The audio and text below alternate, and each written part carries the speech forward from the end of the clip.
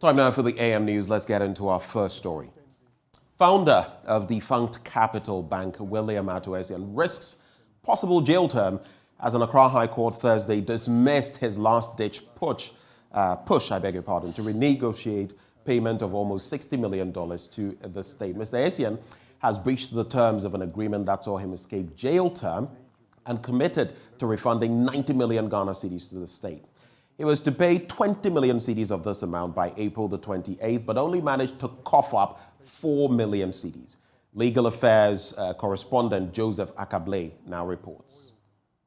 Following the failure to meet the payment terms, the businessman is now required to pay 54 million cedis to the state. His lawyers came to court with a check of 1 million cedi in hand and a plea for them to be given more time. They explained he had simply run into difficulties making payment challenging. The Deputy Attorney General Alfred Tuayebo, however, disagreed. The convict is no longer an accused person. The convict was given every opportunity to be spared custodial sentence. He has spanned such an opportunity, and we think that the section in the Courts Act, Section 35(7), must apply. Even as I told the court, if you look at Section 35(7), the court does not even have the power or the discretion to extend time for such a convict. So we think that the convict has come to the end of the road, and for that matter, he must be sentenced. The court upheld this view as it dismissed the request for the hearing of imposition of custodial sentence to be put on hold. Mr. Yeboah believes the businessman still has an option. If, for example, we expect that coming here today, we just want to have the 60 million. He will spare custodial sentence.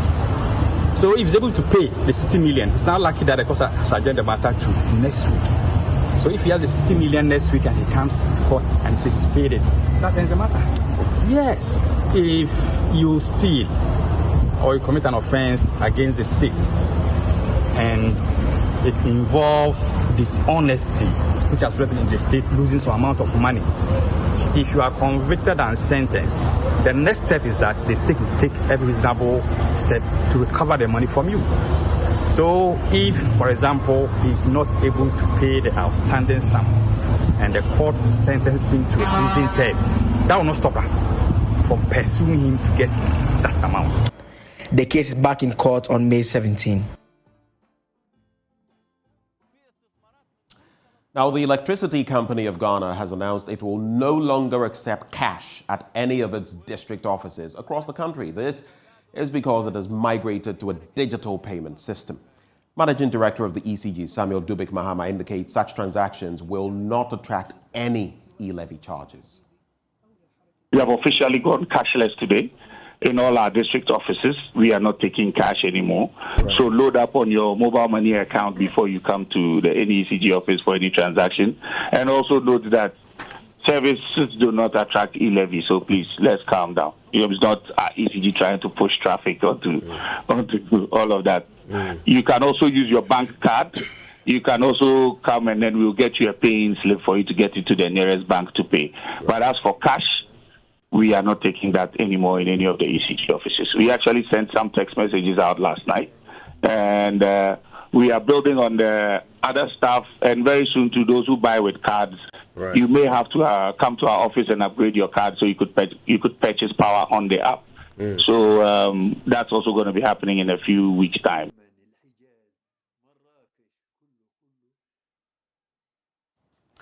Now, in our next story, the Ministry of Education has emphasized the importance of reading as the only way to achieve what it describes as Ghana beyond colonization. According to Director of Planning and Strategy at the Ministry, Aaron Chum Akwabwa, the habit of reading must be inculcated in citizens early enough. He was speaking during the launch of the Carnival digital reading project by Perby Curbs Library Services, a community-based library resource service provider. A year-long campaign by PEBICAP in collaboration with UNESCO, the Ministry of Education and other partners aims to provide Ghanaians with access to a vast collection of books, including fiction, non-fiction, and academic publications. The digital platform will enable users to read books and access other learning materials on their mobile phones. Aaron Chum Akwabwa is the Director of Planning and Strategy at the Ministry of Education. He emphasized the importance of reading as the only way to achieve what he calls a Ghana beyond colonization. Another thing I want to talk about is the beautiful Ghanaian context for what Kirby Cubs is doing with Kaneko. Because it's about reading in Ghana, right? That's the word. Or even in tree. I don't know what kind, right? So you're going to read it. And so let's talk about this Ghanaian context. And let's talk about what our Honorable Minister talks about, and even more especially what the President talks about. His Excellency always brings up Ghana beyond aid. I am going to argue that we're going to be Ghana beyond neo-colonialism. They are not here. They don't have guns trained against us. They're not here forcing us to do work, but we read their books. We take in their culture. We eat their foods. When we write our own books, when we write our own stories, we are the heroes. That is what this means to all of us. CEO of the Pebi Cab, Anyele Pebi, says they are aiming to make reading attractive to a young Ghanaian. She, however, called for support for the project. Okay, so some of the problems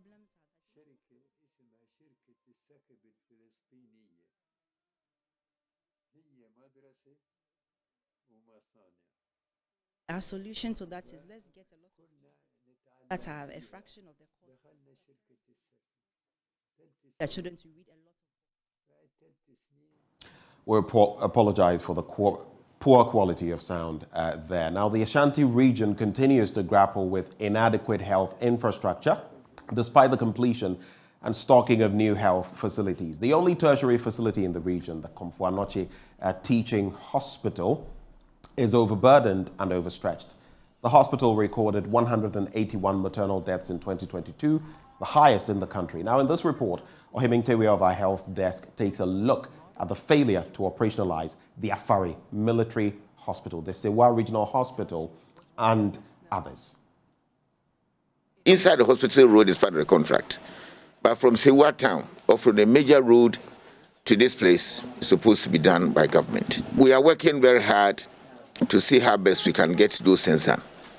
And then power, electricity. Then we're talking to the energy minister.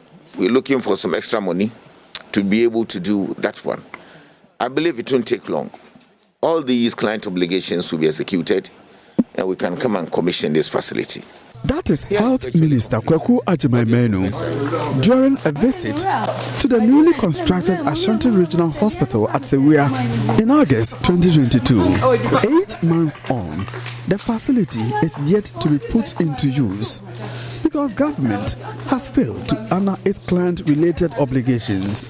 The fully equipped hospital at Sewia will be the third biggest health facility in the region, next to Komfo Anokye Teaching Hospital and the yet-to-be completed 500-bed military hospital at Afari. The arrangements to bring in a contractor to do 8 hospitals, including this one, started from President Komfo's time. Sewa has had its own challenges after President Komfo exited. For 25 years, residents of Ashanti region, especially indigents of Sewia, whose lands were taken for the project, had hoped to see the completion of the hospital. Several promises from the government to operationalize the facility remained a mirage. Sewia Jasihene, Nana Safo Echampong speaks for the frustrated residents. Regional hospital na we amase we afo no ase every woman panyini ko 4 pencil abepem sabre no adi 25 good years o man panyini ko 4 ebeye bi koy ewura tames ebeye bi koy ewura mama asu beso mu ena nana kufu adu so abeso mu hwe de sabre aka ede wo se we am ka sen haye ne ayeboa haye papa akoye dadwene. Construction of an indoor substation for the hospital began on January 14, 2023. When completed, the 20 kVA power station will serve the hospital as well as some communities in the Bosomtwe district. Contractors of the power station, Luton Engineering Services, hope to complete civil works in June 2023. But when will the hospital be ready to serve patients when there are no signs of work on the access roads? The regional hospital at Sewua is completed. We are left with access road to the facility and dedicated electricity and water supply. It is hoped that the regional hospital project will be inaugurated during the fourth quarter of the year 2023. We are also progressing steadily at Adansinov District Hospital at Fomena and Central Kumawu District Hospital. It is expected that these two hospital projects will be completed by the end of 2023. The 500-bed military hospital at Afari and the 120-bed facilities at Fomena and Kumawu have all suffered similar occupation challenges after the installation of medical equipment.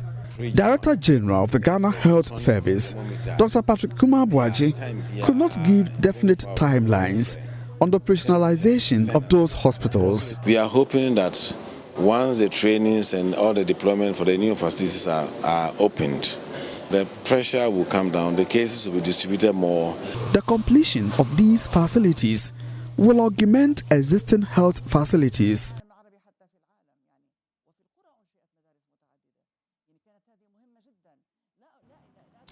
Now, in a tense and dramatic scene, emergency responders and local officials are gathered at the banks of the Volta River, bracing for a potential disaster. But this isn't a real emergency. It's a simulation exercise known as Dawohoso, designed to test the readiness of state agencies in the event of a dam spillage.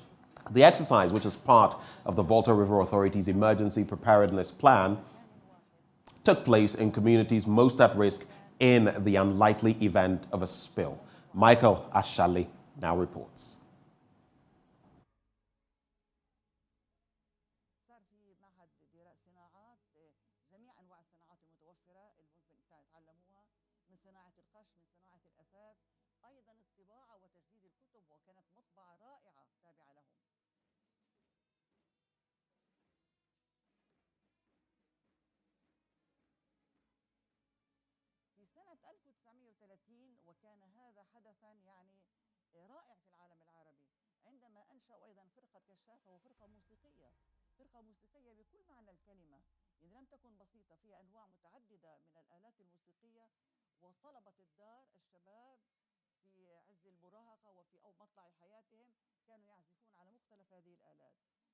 Communities most at risk, and quickly help is dispatched.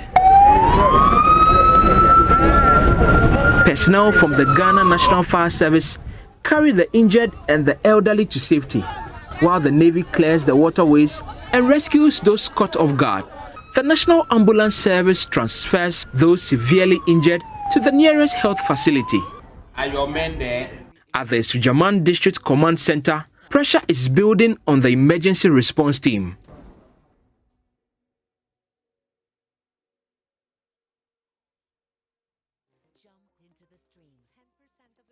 On the ground, Division Officer 1 Joseph Kofi Forsen briefs the various teams on the progress of the evacuation. So we are still sounding the alarm for people who are hiding to know that help has come. So they should all come out so that we can rescue them. That is what we are doing. We have also deployed the Navy boats. It is patrolling on the river to make sure that those who are swimming, I don't know where they are going, they will bring them back to the shore so that we evacuate them. And then again, the NADMO people are also assisting with the evacuation. So a lot of our officers are down there doing search and rescue at this moment. The Akosomo Dam contains millions of gallons of water. In an unlikely event that the dam exceeds its holding capacity, or worst case scenario, the force of the water cracks open the dam, it is expected that the communities downstream will flood and displace more than 300,000 individuals. Lives and properties may be lost.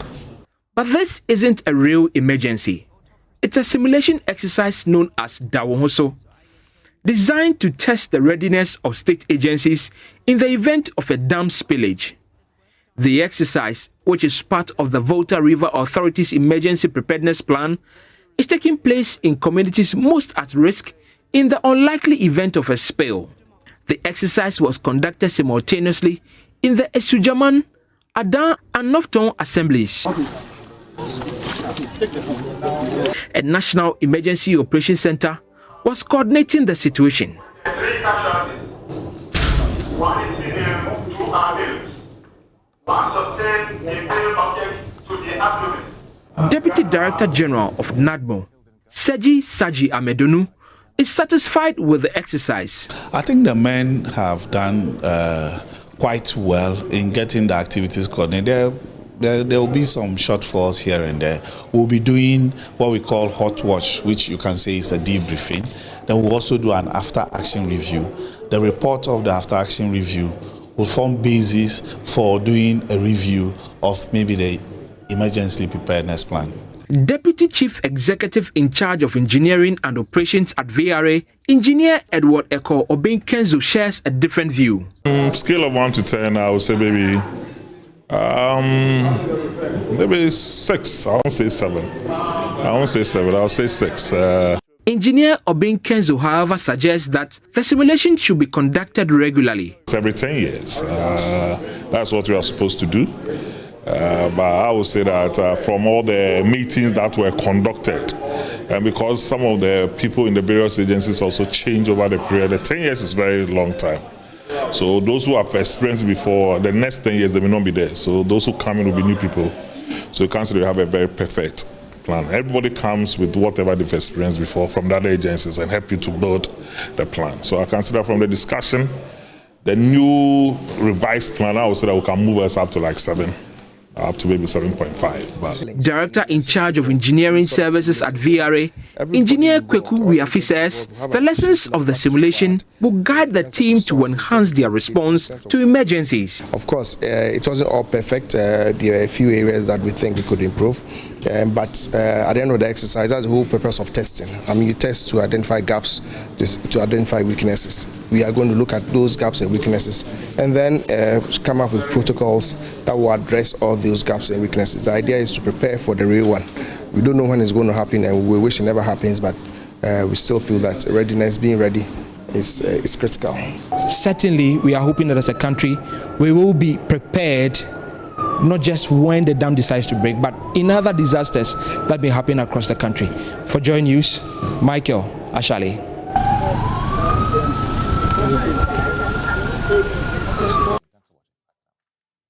Story. We apologize for the sound challenges we've experienced this morning, but stay with us. Up next, the news review.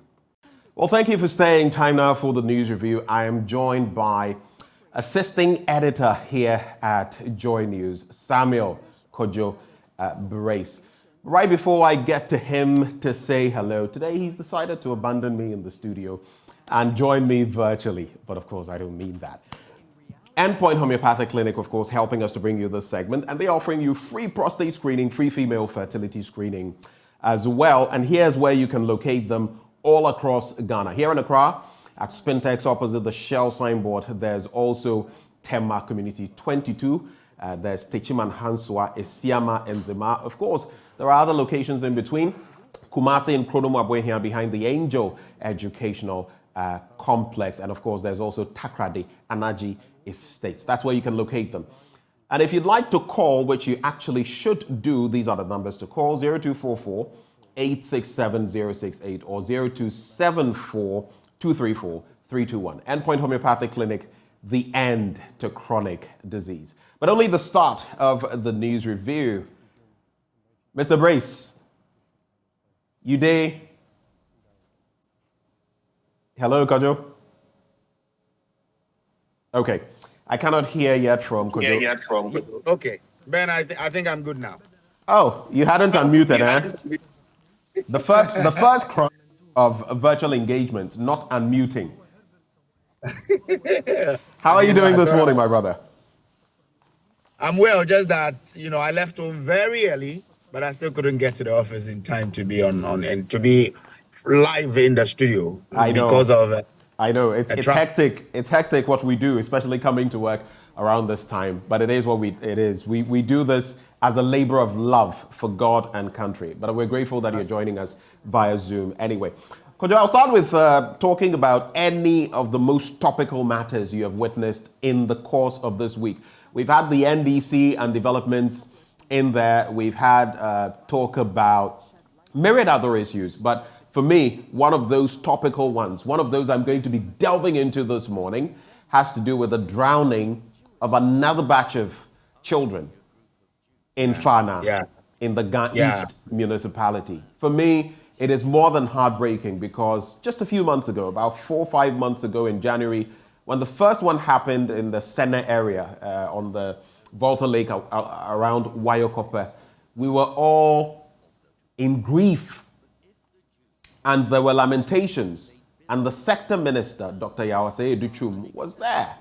And he spoke, powerfully. He showed how passionate he was about what had happened. But when it happens again, there's no excuse. These children are dying through no fault of theirs. It was so heartbreaking. But which were your topical issues over the week? That is mine as well. I was going to choose that. When we were on air and that news came in, it struck me like a bomb being dropped on me. That 10 children coming back from school and drowning, that's a serious matter. Yeah. But again, we've said this before, haven't we? You rightly referenced the Senate thing. When the Senate issue came up, we thought that we're going to implement strategies that would ensure that this doesn't happen again. But here we are. We are talking about this same thing again, that we've lost 10 children who were crossing a river to access school. And you tend not to really understand how we approach issues in this country. That we've lost children, who were crossing a river to go to school. We spoke about it. Nothing really, happened. Nothing caught our attention to say that, can we look at island communities and how children there access formal education? It didn't cross our mind. We've all gone to sleep. We've treated it as how we treat all issues in this country. And this is where we are. We've lost, 9 children just within this week again. And we're going to talk about this. We will say whatever we have to say. We'll say we would ensure that it doesn't happen again. The Minister of Education, like you said, will come around and give some sweet speech. But that's it. Nothing will change. Nothing will happen until this happens again. So it beggars the question as to what really people in position who have to ensure that these things do not happen do to ensure that indeed they do not happen. Because you don't understand. We always say we would ensure that this does not happen, but it will happen again. Some people are losing innocent children. Innocent lives are being lost. People who could become ministers, who could possibly become president, are dying because of the negligence of the people who are leading us. How are we ensuring that education is accessible to people living in island communities, not to the detriment of their own lives? It was shocking, really, Ben, and it is still shocking that when a few months after the Senate one, we are still recording children dying because they want to cross rivers to access formal education. It is pathetic, and it is just sad that over 60 years after independence, we've still not been able to overcome some of these challenges. It's serious, really. And I join calls for people who say that we have to have schools for these children. We can. There are people who have gone to school, who have learned, who have gone to school to pursue education. Can we create classrooms or school buildings in these communities and send the children there? Even the people who are coming from these island communities, I'm sure we can get some of them, train them to be teachers. We can have a specialized program. Train children from these communities, take them back there to train to be teachers for the children on these communities. We cannot continue losing children because they want to get access to formal education. It's just not fair, and it's really, it leaves much to be desired, man. It's so disheartening, isn't it? But it is our reality. Well, let's quickly get into the papers now, Kojo, and we'll start with the Daily Graphic newspaper. Ghana to reap full benefits from lithium. President Akufo-Addo pledges at Graphic. dialogue. More pledges. Let's hope we can actually live up to what we're saying. There's SNIT expands coverage to self-employed. Commit to environmental action for sustainable future. Graphic MD urges stakeholders. And natural resources must be managed responsibly. That also emanating from there. 9 school children perish in Botiano canoe disaster. That's what we've just started talking about. And WaterAid Ghana launches 5-year strategy. So let's get to the first story. Ghana has discovered lithium and other green minerals in commercial quantities, President Nana Addo Dankwa Akufo-Addo has announced. He said with the unfortunate experience of less benefit from over a century of mining of gold, the government was putting in place measures to ensure that this did not occur in the discovery of lithium in the country. Quoting him, he says, "I assure you that we will do whatever it takes to ensure that the exploitation and utilization of these green minerals are done not only in an environmentally sound manner, but also in a way that ensures optimal benefits to the people of Ghana. This we will never compromise on," he said. And the implementation of the various stages of the projects was expected to optimize production in the upstream industry, increase production and job creation in the downstream sector, adding that with an estimated bauxite resource base of over 900 million metric tons, the sector could serve as an anchor for the country's industrialization if value addition policies were pursued. Well, Mr. President, that's why we have you there. So let's get it on. My only problem is your track record when it comes to our mineral wealth and what we have done with them. Galamsey is not a shining example, maybe a very dark example that we are facing. It remains to be seen what we'll do with lithium. Kojo, I think if memory serves, if I'm not mistaken, we found pockets of that as well in the OT region. I think that is one of the places we found this. And it begs the question, it boggles my mind how, especially with countries like the DRC, among others, that have all of these minerals, including Ghana, we wallow in the poverty we do. Any take on that? You know, I was speaking to Dr. Steve Mantea, I think on Monday, and he was making reference to this lithium thing that we've discovered and said the Atlantic company that is mining the lithium has signed a contract with an American company to then take the lithium, right, you know, the raw mined lithium from Ghana. So he was wondering what the Minerals Income Investment Fund, which has indicated its willingness to venture into it, what really wanted to do. We should take the experience of gold. We have mined gold over 100 years in this country, yeah? But we are still not adding value to it. What is our game plan for this lithium, you know, that we've discovered? Is it that we are still going to do the usual, let's do raw mining and then take the lithium outside of the country, or we want to add value to it? What is our game plan? We should know that there's a plan for us to utilize the minerals that we've identified in this country. Look, last time when we were having a discussion, I joined a Twitter space about this whole lithium thing, and it came to me that we could be mining lithium in this country for I think for some time now, because from the Twitter space around the Mankasim Salt Pond area, there's a mineral the Chinese who are into ceramics have been mining. It's called feldspar. And the guy who was leading this whole discussion was of the view that this feldspar is a byproduct of lithium. And I said, if that's the case, then it's possible it is the raw lithium we are mining, but because we don't know, they tell us it is feldspar, and they are taking it out of this country. So and that's something interesting you mentioned, because of course you know the essence, especially as you mentioned Chinese, right?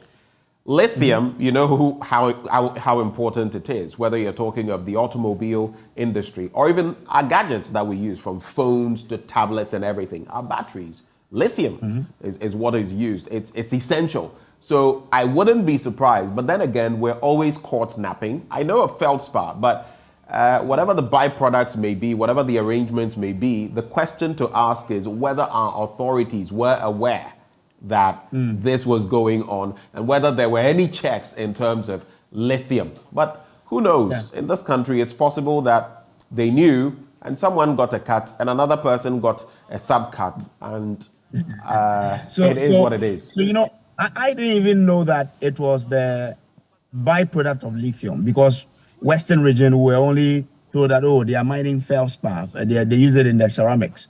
So it was at this engagement when the person leading the discussion said, feldspar is a byproduct of lithium mining. And I said, no, if that's the case, then we could be shortchanged, because I know that feldspar has been mining that in the central region for a long time.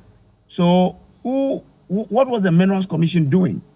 Who had gone into this whole feldspar business to try and ascertain whether indeed it was feldspar or it could be something more, but we didn't know. So the contractors were just mining for the companies and they could be doing whatever they do with it. So yes, good that we are discovering this, but will it become like gold, which we've mined in this country for over 100 years, but nothing beneficial really has been had out of gold? We are even talking about the utilization of the revenues from that particular mineral. What has been done about it? MIF was set up. Do we know what MIF is doing? Do we know the sort of areas MIF is investing our revenues? So we should not just be happy about discovering that there is lithium in our country.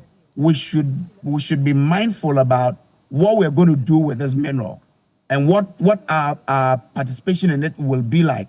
Will it be that we're only going in there and giving contract to companies to come and mine and send it to wherever, or we are thinking about adding value to it? We're, processing the lithium and being a game player in this whole car manufacturing industry, because with lithium, there's more you can do. But if we don't have a plan, then of course it's going to be like how we've mined gold and we don't have anything to show for. Let's stay on, talk about the environment. So commit to environmental action for sustainable future. Graphic MD urges stakeholders. And stakeholders in the natural resources sector have been urged to commit to action to save the environment and create a sustainable future. The commitments, it was suggested, should focus on proactive measures to nurture and protect the natural resource endowments of the country for the good of the present and future generations. Of course, that had to do with that graphic engagement. But SSNIT expands coverage to self-employed. The story we did yesterday, and the Social Security and National Insurance Trust has expanded its basic security scheme to cover self-employed persons who before were not obliged by law to join the scheme. The initiative, dubbed Self-Employed Enrollment Drive, that is SEED, seeks to fulfill the mandate of SSNIT to extend pension coverage to all workers, including the self-employed. I remember reading, I don't know whether it was from the Business Finder or the Find newspaper yesterday, about how for those who are self-employed, about 90% of them do not contribute to SSNIT. So, of course, that is a good move. Any quick reflections on that as we move on? Well, it's something we should do, Ben. But see, when people want to contribute to SSNIT, they are thinking about, what sort of pension do we have in this country? It is a good move. We want to do this. We have to ensure that once we have decided to go that way, we are able to implement it to its fullest. It shouldn't be a selective thing that would implement it better in this area, but will leave it, hanging in another area. Right. We should be, and we should ensure that, look, there are so many employers who are not paying the SSNIT accurately for their employees. That's also something that SSNIT should be worried about. They should be worried about are the contributions coming in from employers reflective of how much exactly they have to pay the people. Because we hear stories of workers who say they are being cheated when it comes to the SSNIT payment. Some don't pay at all. Some pay, but they shortchang the employees. Right. And it's an interesting space that SSNIT has to be worried about, because you're looking at giving, pension to your workforce that would make them really love it. Yesterday, we from the debt exchange program, these pensioners were asking for their bonds, their coupons to be paid. One of them said she's enjoying the pension from her white husband, and that's from abroad. Yeah. If it was from Ghana, they could have been, they would be struggling. But because this is outside, it's better. One grandmother was there. I mean, we've had police officers. We've had a police officer who served for over 30 years, a military officer who served for around the same period, who have come and said, why should I give my lifeblood for my country? And when it's time to pay me back, when I've invested my own funds and you have to pay back as a state, then you hold back and you don't want to fulfill your obligations. And you know the length of time it's taken from when they were supposed to be paid, their coupons and principals, and how far we have come. But one thing that you could say for me broke the camel's back. Yesterday, we had a grandmother there with her 2 grandchildren. Now children are picketing at the Ministry of Finance. So the children were there and they were saying they had joined their grandmother because their fees were being paid with these sums of money. Now they are not in school. They can't, their grandmother can't pay the fees. I mean, how can we do this? But that is even when they have invested the pension they got. And I was making this point because she was emphatic that they are quite okay because they are getting the pension from outside of Ghana, which means that when the person worked outside, the pension is way better than what we have here, because she made a point that if their pension was to be coming from the local, Ghana's SNET, SNET paying their pension, they could be struggling. But because this is coming out, her husband is coming from outside, that's quite okay. So my point is that, are we thinking through to ensure that how we, the pension we give our pensioners is very okay to help them go through that phase of life? Because if you listen critically to her, it means that if you're looking at the pension that we pay in this country, it is meager. And if you listen to how much some people receive as pension in this country, you ask the question, how are they able to survive on that one? So it's a whole discussion we need to have in this country about, pensions, how we plan for pensions, how much we do pay them, and how much you receive during pension is based on how much your employer contributes when you are actively working. And that's why SNET should be concerned about how much employers pay their employees in terms of their SNET contributions, and how much they themselves, the employers, pay as their SNET contributions. Because how much you pay, how much your employer contributes is how much you earn when you're on retirement. Let's get into the Ghanaian Times newspaper now and wrap up quickly on that. Ghana to ban raw mineral exportation. That's according to the president, again at the same event. I'll get into the details of that. Get us the scoop. The tragedy, 9 children dying in a boat disaster, also features here. Application against processes to impose jail term on Atuesian dismissed. And this one, it just leaves me laughing a bit because I knew that, well, let me just leave it there.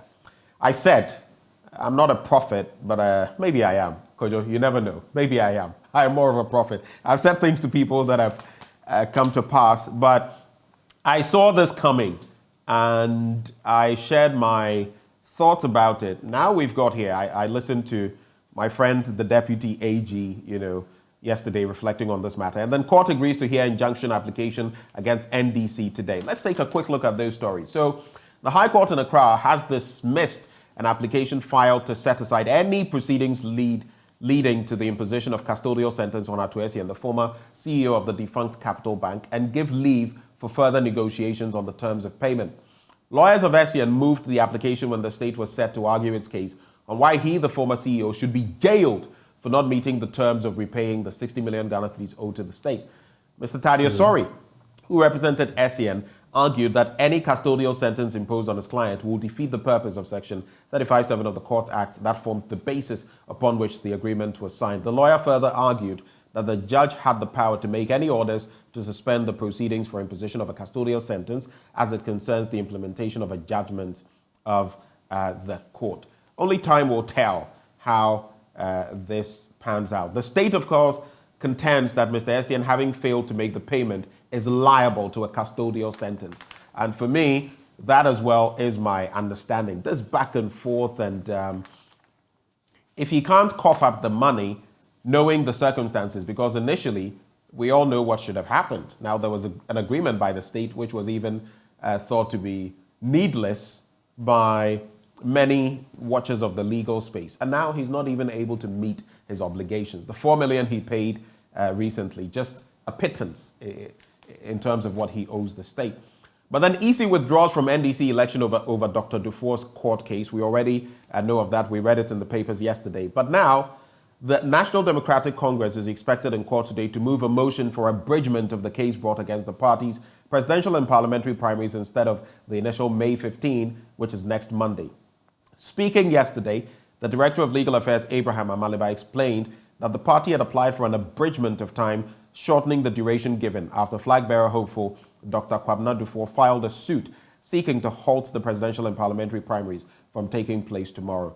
Quoting him, he says, "We actually wanted Thursday, but the registry indicated to us that it is difficult because of some issues relating to scanning of the processes that would have to take place. And the judge who is going to preside must have foreknowledge of the processes. So the available time has been fixed for today," Mr. Amalba has said. And so Friday is when that will happen. And on the bit, very quickly, of Ghana to ban raw mineral exportation, according to the president, the surest way to optimally benefit from our natural resources was to add value to them and ensure that they had adequate linkages to the other sectors of the economy. He was talking about stopping soon the exportation of bauxite and iron ore in their raw state as part of government's policy to retain the highest end of the mining value chain in the country. When I hear of some of these, Kojo, I get a bit worried, a bit concerned. After all this while, we're now contemplating this. This is not the first time we're talking about this. It's been spoken about time and again. So if after all this while, after all what we've lost, you come out and sometimes I get tired of the we will, always pipeline, and you never see the end of the pipeline. What are your reactions? So I mean, question is, what have we done till this point for us to say that we want to reduce the exportation of raw minerals? So what? I mean, what have we really done to arrive at this conclusion? Is it that we are saying it because we say the plans are underway to ensure that we don't do that, or we have taken the initiative to set up the processes to ensure that we add value to the minerals we mine in this country, and not just saying it? Because look, we can say that we don't want to do this, but it will take us so many years before we realize this. So I come back to my own point about the game plan. What is really our game plan? When it comes to cocoa, we've been talking about playing in the larger value chain of adding value to our cocoa, because the cocoa value chain, there is about so much billions of dollars in the addition of value than the raw cocoa beans. What have we done? We've not done anything. We are not adding value to it. The companies in the country who are adding value are just a few.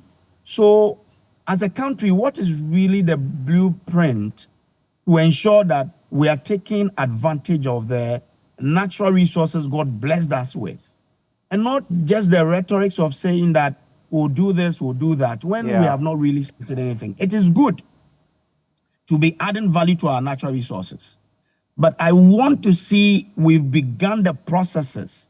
How many years have we mined bauxite in this country? How many years have we mined manganese? We only ship them through the port in their raw state outside.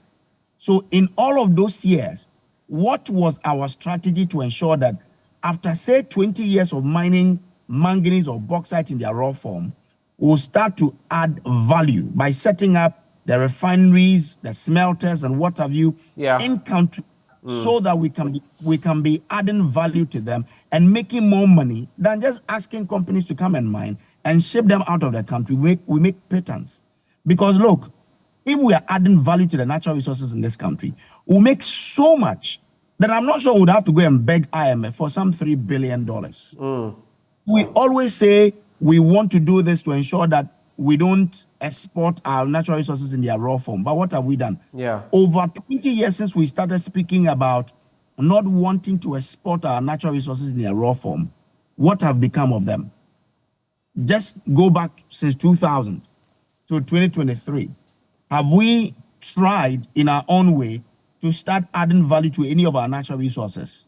We are still shipping them in their raw form. Yeah. So I want us to move from this business of government is going to start to ensure that we don't export our natural resources in their raw form, to say that we have commissioned this smelter or we have commissioned this refinery to refine this natural resource in this country, such that now we'll be manufacturing jewelries from our gold and our diamonds. I think we have, just so we can move on, I think we have something in place. I don't know whether it's the Minerals Commission or something of the sort, but we have something in place as to how active it is. I know we are setting up this refinery. There is this refinery we are setting up with the Indians in Accra here. Yeah. But really, you are looking at the quantum of the resource we produce. Yeah. That's why I'm saying that there should be plans. This is a good start.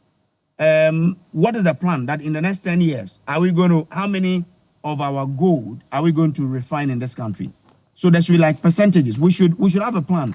If we just set up one and we don't know how much of the gold we're going to refine in this country, it's problematic. So we should be commenting on plans as to how we want to move from just exportation of raw materials to exportation of refined materials, So I think there's much more. It's a tricky situation, but Kojo, right before we go, let me leave our audience with these headlines. The Finder newspaper.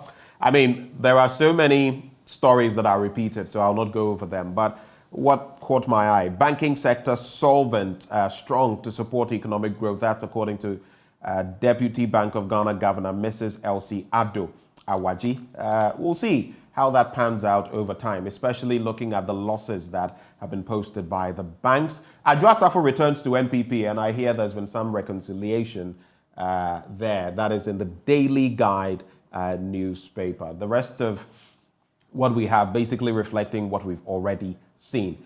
In some few seconds, any thoughts for us as you leave? I saw the Daily Graphic that Bamia is happy with the GMPC office. Yeah, I saw that in some papers as well. Yeah, exactly. That's a huge building. Just that we are disappointed. Initially the plan was to relocate the GMPC headquarters itself to Takoradi, but they are giving us the operational headquarters. I pray and hope that what comes with the headquarters will be there, so that decision making will be taken in Takoradi and not for that office to be there, but they will be waiting on Accra to decide on what to do there. So I saw that and I was happy that it's coming from Takoradi, so I had to comment. Some lobbying right there. Samuel Kojo Praise, assisting editor here at JoyNews. Thank you so much for joining the conversation. Right before we get into sports, of course, this segment brought to you by Endpoint Homeopathic Clinic. They're offering free prostate screening, free fertility screening as well. You can locate them in Spintex here in Accra. That's opposite the Shell signboard. Kumasi Chronomabwe here behind the Angel Educational Complex, Takoradi and Naji State Tema Community 22, Techiman Hanswa and Siama and Zema. You can also call them on 0244 867 068 or 0274 234 321. Endpoint Homeopathic Clinic, of course, bringing us to an end. You can find that end to chronic disease there. Any disappointments of not playing for the national team? Never, because in my life, I don't know what is called disappointment. I have something called a game changer. When in life you don't have a plan B, that's where you have problem. So for me, as I was playing, or as I told you, I have my diploma. I was doing some part-time artworks during my leisure times, and it shouldn't base only on football. Though football doesn't have half time, football is a full-time job. But at least you need to have something that will be moving you. And I can't open all my sackcloths outside for people to know what I'm doing behind the scene. But for now, you only know I'm into coaching now, trying to build the foundation of Ghana football as well.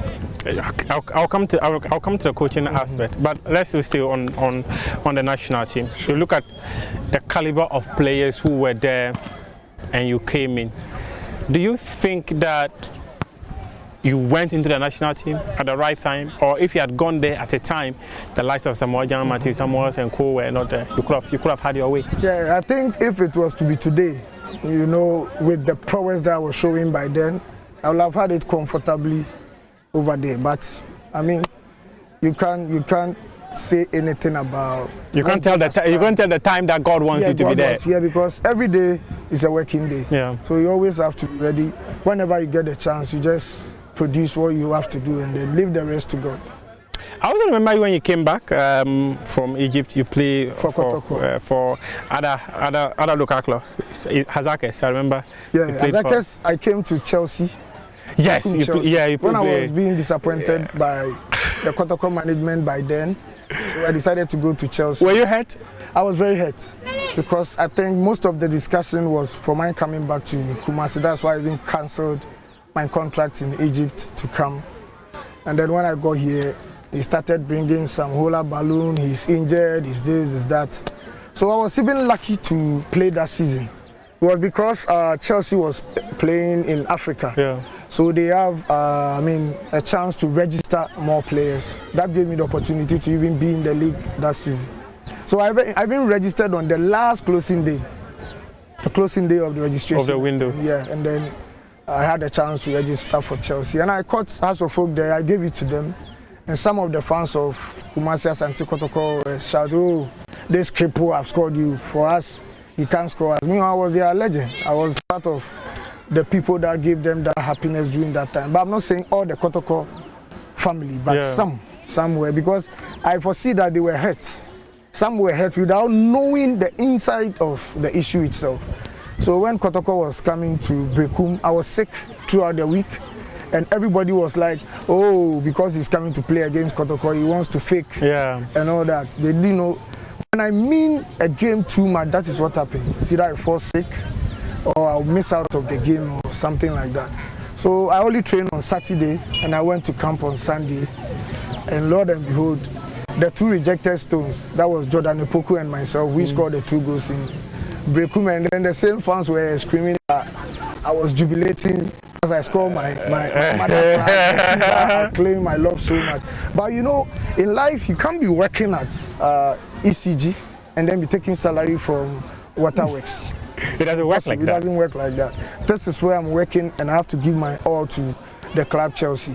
And then after I left for Finland, so from Finland and then Coach Basigi came for me, and then I said, "I'm tired of Ghana football. I just want to be off of Ghana football." He said he would love my experience, and then he wants me to be the second coach on the field. Oh, okay. So I was playing and at the same time reading games for him behind. So when I started scoring, they were like, "Hey, the person we thought is Oluma now, look at what he's doing." Yeah, I remember your game against Techiman City. That was 2016. You scored some wonder free kick. And we were rehearsing our training, and Basigi was telling us what Eric is doing, it can happen in a game. And then as it came, you can see that it was well orchestrated. It was well planned from the training session before we brought it onto the pitch. Tell me, why did you cancel your contract with Petrojet? Yeah, because one, there was the revolution, during the revolution period, like as is happening in Sudan now, with Fatah and co. So we had to break for us to come home. But still, because we are under contract, your money should be paid. But I was like, for me to sit, why don't I join another club maybe? Because teams were looking for me, but Petrojet refused it. So when Kotoko came in, I said, it would be a good place to come back again. Then come and help, because Kotoko was also in crisis by then, during the time of KK support. So I wanted to come, and then all those things did happen. So, I mean, I was so hurt. I was so hurt. To God be the truth, I was so hurt.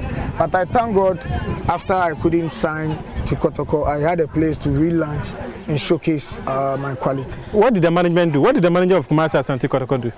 Yeah, you know, they told me to come, and then they gave so many promises of when you score a goal, they will give you this. When you assist, when you help the team to go to Africa, they will give you this and that. But it ended up not knowing they were also talking to one player who was playing for Kumasi Asante Kotoko. They were also bargaining for him. He wasn't even an Impong. Impong wasn't around, but they were rather talking Richard to Impong. Yeah. And I think they were also scared of my velocity, the way the fans love me and all that. Maybe I might bring pressure into the team and all that. Who knows? So when the disappointment came, I said, let me take it in good faith and work on it. And to God be so good, the goal king chapter was part of those out there during that season. Yeah. You've done well for yourself. Then there was the trip to Finland. How would you describe your days in Finland? Oh, it was great. I went for 6 months with Francis Akakpo. Yeah, and then from then, because it wasn't a bigger team, paying of salaries and wages were, I mean, some were problem. Vasa, the club was called Vasa. So we need to come back and then come and relaunch again. You know, the football job is like you being a trotro driver, and when your car spoils, you get somebody's own to ride the big before you get your own car. So until we wanted to call it a quit. Good one. So at what point did you retire? I was approached by Tofik, your own colleague. Oh, really? Yeah, Tofik Sianu. He even took me to Basigi. Oh, you see Basigi? Eric is available. Oh, okay. So he told me after that season, why wouldn't I jump into coaching? Because it seems my knowledge about the game is very high. So it would be better I come into the coaching and then just leave the football. And I wasn't ready though. So Basigi came in, and then the likes of Mesitego, he also came in to advise me, Eric, we are here for you. Whatever advice you need, we are here to be there for you. So you just come into the game. We are here to help you. And then I started with Sokoman at Nsoko. Yeah, that's my first team I ever coached. And God being so good, and through the hard work and then researches and all that, I was able to take them to the middle league. Oh, okay. And it was my first time of coaching. So before I came in to do my batch, that's the license D. Yeah. And then the likes of Professor Minta and then Mr. Wilson and all those guys, the teachers that were there, they really accepted me, received me so well, and then made things possible, I mean, for me to learn, made everything conducive for me to be able to achieve my goal. And so now, as we speak now, I'm part of the national scouting team. Oh, okay. Yeah, and then we are still going on, as I'm now with my lovely team that just joined. Is it Union Sportive Avranches? Which is being owned by my former mate, Bernice. Oh, really? Yeah, who formerly played for Kumasi. Yeah, I remember. When he went to, Egypt. Was it to Egypt? Yeah, to Zamalek, where he had so many issues and all that. Yeah, I remember. And FIFA have prompted Zamalek to pay back. Yeah, I remember. Oh, in fact, it was a story I worked on in detail. I exchanged emails with FIFA and all that on that very story. So you see, it's a small world whereby a player who wishes to be like you tend to become your president. So you see, we are in a second world. Yeah, and he was a forward player too. Yeah, he was a striker as well. Yeah, so I remember so well. But for now, I need to salute him because he's my president. Yes, sir. Yes, sir, boss. But he keeps dodging because he feels, you're amazed. I keep telling him, no, this is the work that we are doing. Yeah. After work, we can be friends, but as we are working, I need to respect him. You are the boss. You are in charge. But many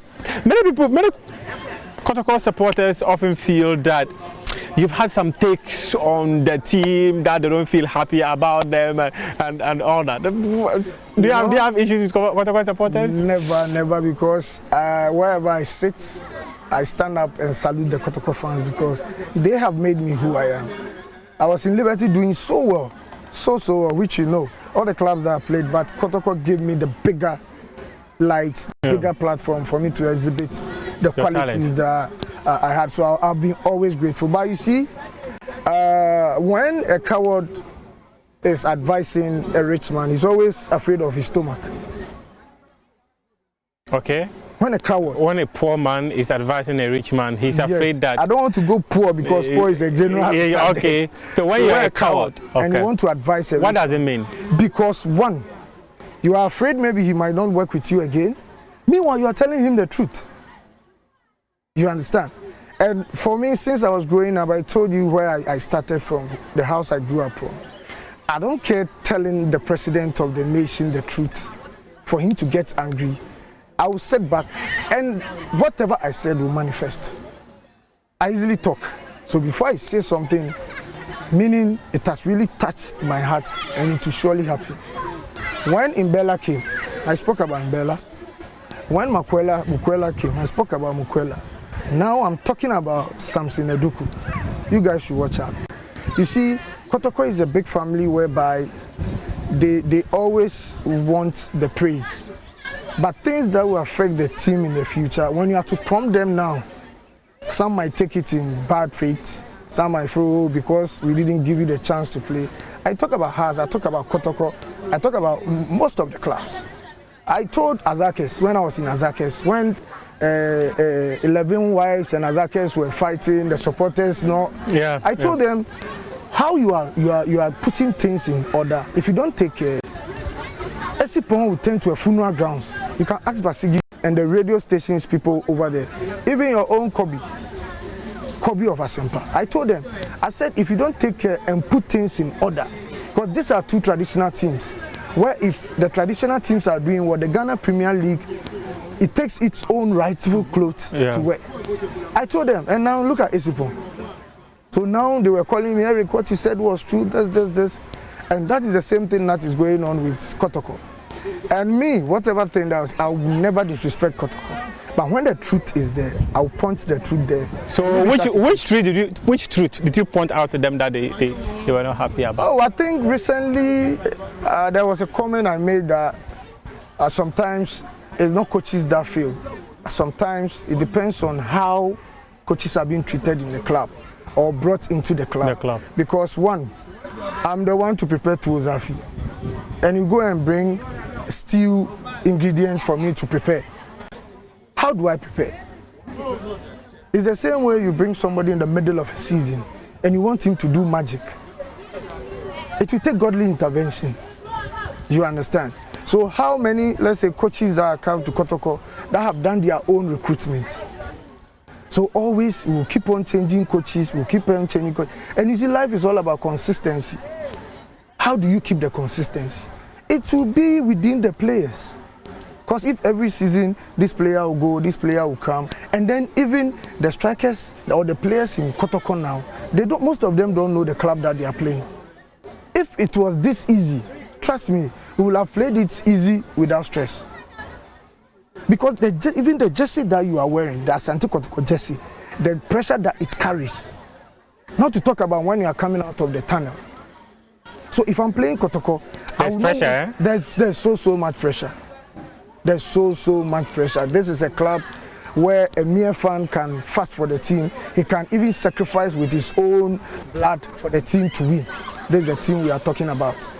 So if our time we were being pressured to play, and today you guys, you were playing something before they brought you on board, and you are not doing the same thing while they brought you. Mbella came, he just came and walked over and left. Meanwhile, there were strikers in the country who were scoring Kotoko week in, week out. And now they've given you the opportunity to come and play. Are you blaming the coach? And at the level that they are playing now, you don't need a coach to come and show you how to carry the ball, because these are all fundamentals. So you get to Kotoko, instead of coaches will be teaching system and formation, now that you are going to learn how to control and pass. So you see, that's what I'm saying, that the foundation is weak. It's so weak. The foundation of Kotoko is weak. No, of the Ghana football itself. So now that Kurt is ready to approach to the grassroots, I'm so happy.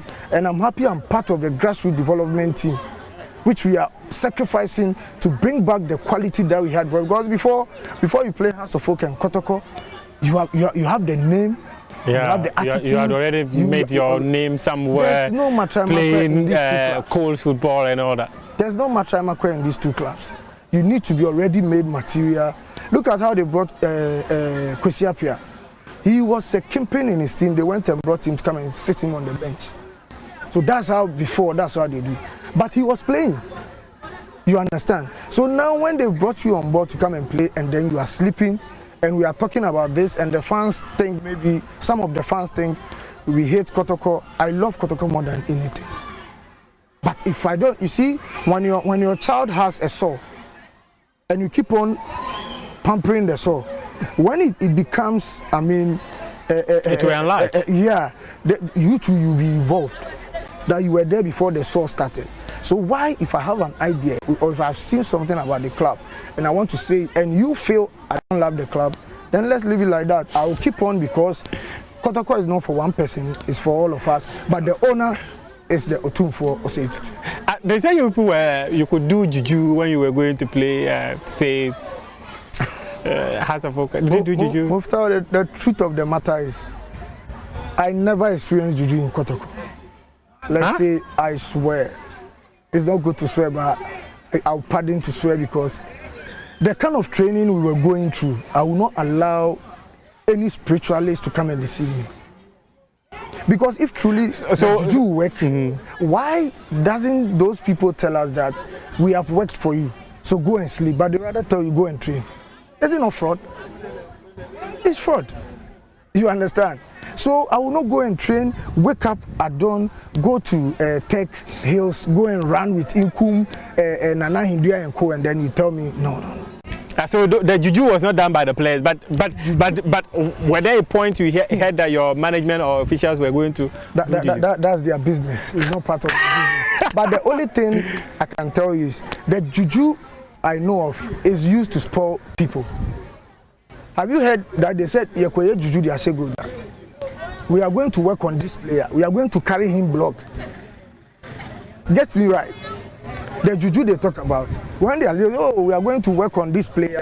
We are going to carry him block. We are going to carry him cement. Have you heard that we are going to work juju and won before? Will have somebody defeated Benin or India?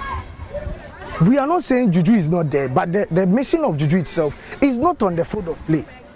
It's outside. It is to destroy someone. So that's why I tell my boys, concentrate on the training, the tactical aspect of the game, and we are good to go. And you're good to go. Let's talk. You mentioned two things that were very critical when you talk about Korea Kumasi Asante Koro. You mentioned Mbella. You mentioned the way coaches are brought in and the lack of continuity that happens within the team. My first question will go to the Mbella angle, where you had a record that was standing there for a very long time. He broke it. How did you feel? I was happy. I was happy though because, records are being made and records are being broken. Yeah. So I was even encouraging him. We have pictures together, especially when they were about to play us. I was at the hotel to talk to him. I have pictures that will show. I spoke to him and then I told him they are always playing mind games. You should forget about whatever that he was doing with the smaller clubs. He should just come and exhibit it there. So unfortunately he couldn't score. Yeah. And the same thing happened to me in Accra. But when we went to Kumasi, I went and then delivered. So I was happy. It was because I broke somebody's record, which was the late Opokwefri for more than a decade. Yeah. So if I was able to break and somebody else broke him, I mean, once he's in Kotoko, we are in the same ship. Yeah. What is your take on Kotoko's decision to let go Prosper Ogum? Prosper is the same as Coach Bashir Rayford. They need time, and when they get the time and patience, and they develop players, they are unbeaten. That is the nature of Prosper.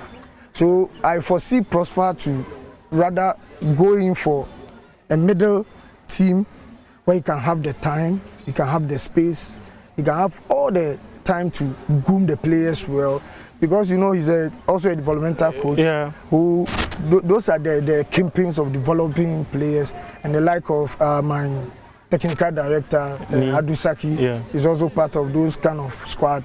So in these big clubs they don't have no patience because they are result oriented already. So they don't have the time for you to come and teach somebody how to pass, how to receive, how to do that. But already made coaches are good for those clubs. But he did coaches like Moreno. They want already right players. They can't groom a player. They can't groom a player. So we have coaches and their specifications and all that. But he did well. He won the league. Were you disappointed they allowed him to go? So that is where I was talking about the consistency and the continuity. Because if we could have allowed him to continue, now that he's going to even bring on board the players that he saw within the league that can suit into his system, his philosophy and all that, but boom, before we wake up, he's no more there. So these are some of the things that I think are happening to the big clubs, not only Kotoko, both us and Kotoko. The patience to keep a coach for a while, for him to build a solid foundation for them, that has been the problem. Do you think letting him go had an impact in the performance we are witnessing from Kotoko this season? Sure, because the consistency won't be there, even between the players and all that. You understand? So it was good for them to keep him than to let him go because of one or two hula balloon that came. I mean, when it comes to coaching, there's a whole lot. The coach cannot play. He can only assign the players to a certain role for them to play. And like I said, global, analytic, global, you need to keep on doing that until you get the right result from what you are looking for. What do you make of Kotoko's season? We are just like 5 more games to end the season. Yeah. What do you make of it? It has not been a straight ladder, or I mean, something that is going up. They keep going up, down, which doesn't speak well of the club. Because Kotoko, during our time, we even won the league around first round. Yeah. Yeah, so that tells you the capacity that the team has, the expectations that they have. But this season, I would say we need to put things in order and then do the right thing as soon as possible if really we want to go higher and go to Africa and claim glories. Because the likes of Egypt, Al-Ali, Zamalek, they are all pushing so well, Casablanca, putting money, Arias Bekani, putting money and all that. Then you and I know the monies that are going in here, and then we are not having the quality. And now we have the quantity, but the quality is few. Yeah, they are all good players, but they need certain one or two to be injected into them to become the top players, and let them know the clubs that they are playing, and we are good to go. But do you think the Kotoko can still win the league? We hope so, because it's my former club, and I always wish well for them.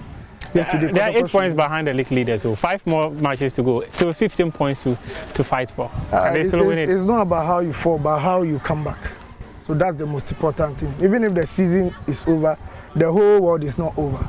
So we should go back to the drawing board. Just put the right measures down from the board to the ball boy of the team and then to the driver. When things have been done, I think Kotoko go back to its glory days. You're not a politician, but I'm going to ask you a political question. Yes. I'm going to ask you a very, very, very political question. Nana Yamponsa, his tenure is coming to an end.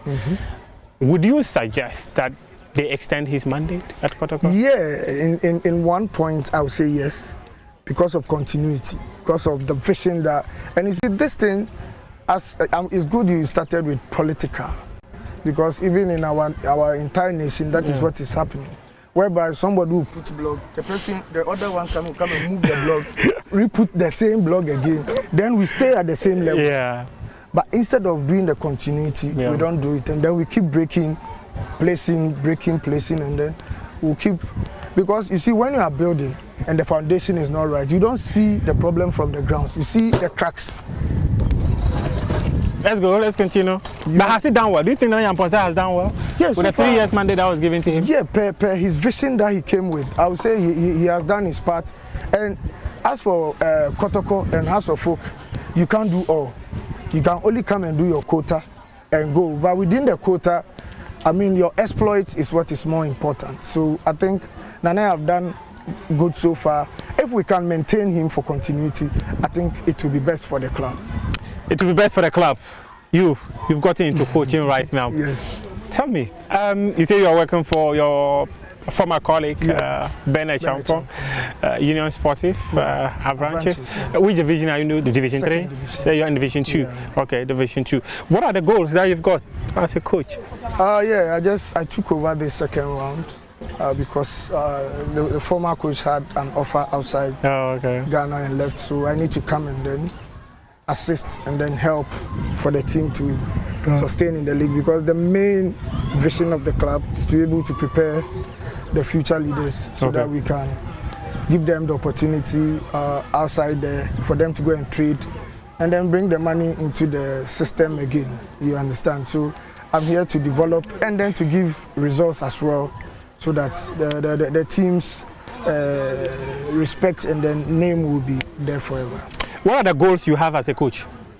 Yeah, I want to build as many players as much as I can.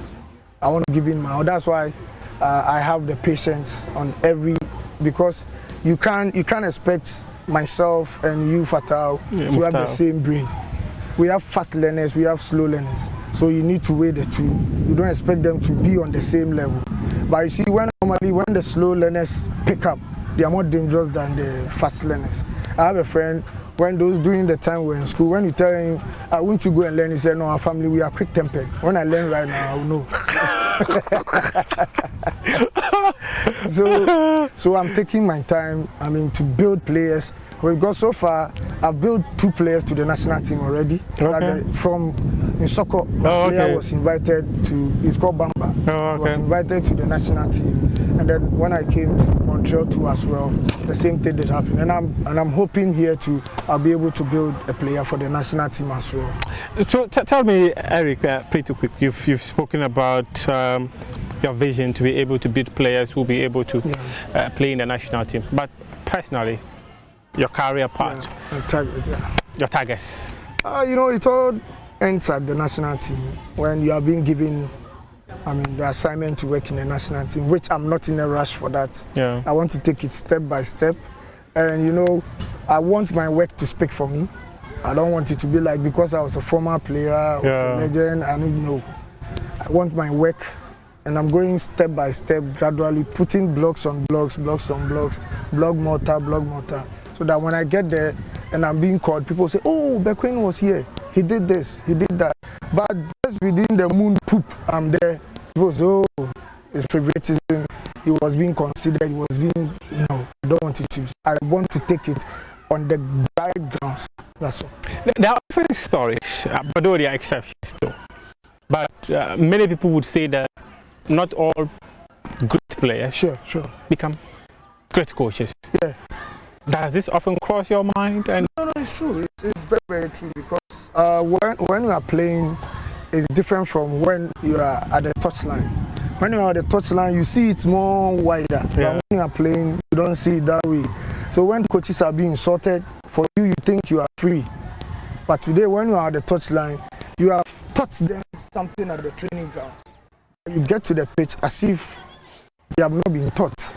So it's a gradual process, and if you have somebody like Nia Dusaki as your director, he will be behind and then be watching and then controlling you. Learning doesn't stop. So always we keep on learning, correcting mistakes and all that. Toko is your baby, there's Azaka, there's Petrojet, there's Ghana under 17, under 20, 23, Black Stars, even the female national teams.